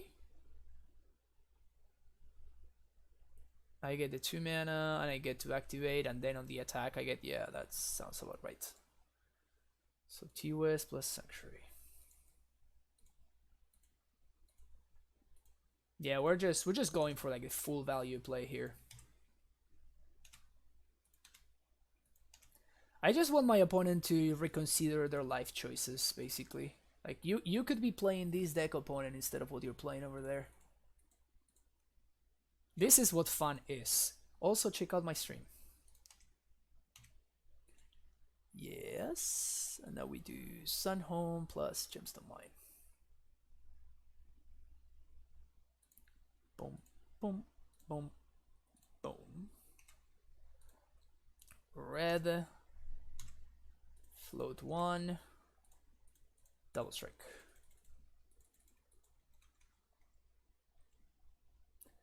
$16, yeah. Game! Whew! Nice, nice Planeswalker Ultimate, bro. Nice Planeswalker Ultimate, bro.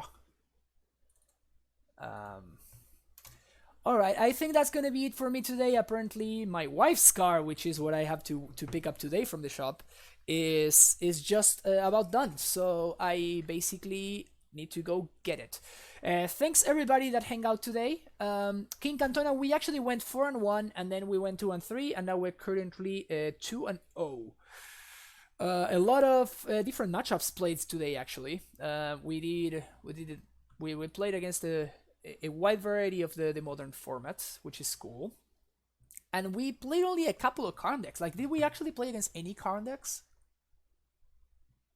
I don't remember a single Karn deck that we played against today. Although these last two we played against like Rug, Wizards, and we played against like Skred Red. So whatever that is. But yeah. Thanks to everybody. Wow, 98 viewers. That's awesome. Thank you so much to everybody that hung out today. I will be back tomorrow for sure. I will be finishing this league and then started 1 or 2 more. We will continue experimenting with a Karn Amulet, like we affectionately call it. This list has been pretty sweet. We've done some cool stuff and some awesome things, and hopefully we'll do some more of that tomorrow. Do you think you're close to finish Wishford for the Karn Amulet? Not even close to, VMBoo. Not even close to. I just know that I want, like, the 100%ers are, this is a 100%er, this is a 100%er, this is a 100%er, this is a 100%er. These are the 100% cards.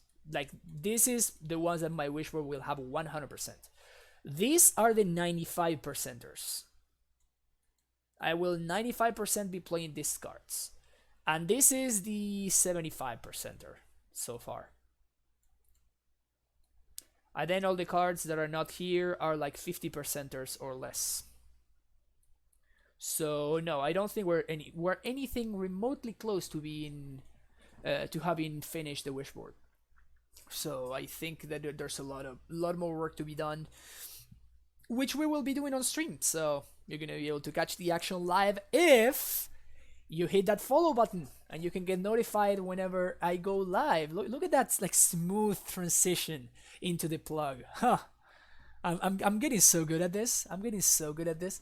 If you want to subscribe, you can get these beautiful emotes for the tier 1 subscription, as well as the updated sideboard guide. And I will be writing a new sideboard guide for this list as soon as I find a list that I'm happy with. Again, like, we even changed lists today, right? Like, I started playing Path again, so we are very far to finding what I would consider my optimal list. And if you are a tier 2 subscriptor, you actually get access to the no bad matchups emotes, which is pretty sweet, because Amulet has no bad matchups. You get it? You get it? Do you remove blast zones? Clearly yes. No more blast zone.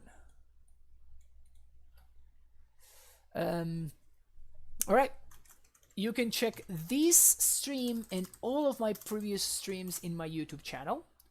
You can subscribe there for free, and you can get notified whenever I update new videos, which is basically every day of the week under normal circumstances. Although this week we didn't really have normal circumstances, but it is what it is. If you want to follow me on Twitter to know whenever I'm going live and whatnot, you can follow me at fpublishmtg. And then if you want to follow the Amulet Discord, you can do so with that link. Finally, if you want to support the stream, you can make donations with that link. Any donation is always greatly appreciated, and with any donation of $12 or more, I will stream your 75, as good or as bad as it is. I will stream your list live. It can be an Amulet list, it can be whatever else you want. Just good times. Just good times. Alright, let's see who we can go raid. I assume raids are better than hosts, so that's why I always raid people, but maybe hosts are better than raids. I don't even know. Don't even know. Alright. Ooh, Archon. I like Archon. If you guys enjoy Legacy, I very strongly recommend Archon. He always is streaming Legacy, and he's been streaming super consistently, actually. Skovniak, what do you mean? I don't get your question. What's the difference with what?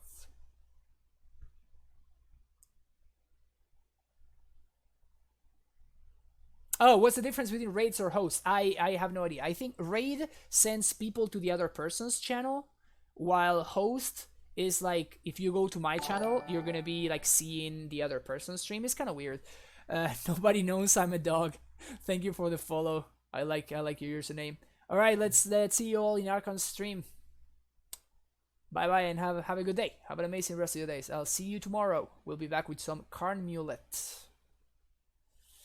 All right. Bye bye.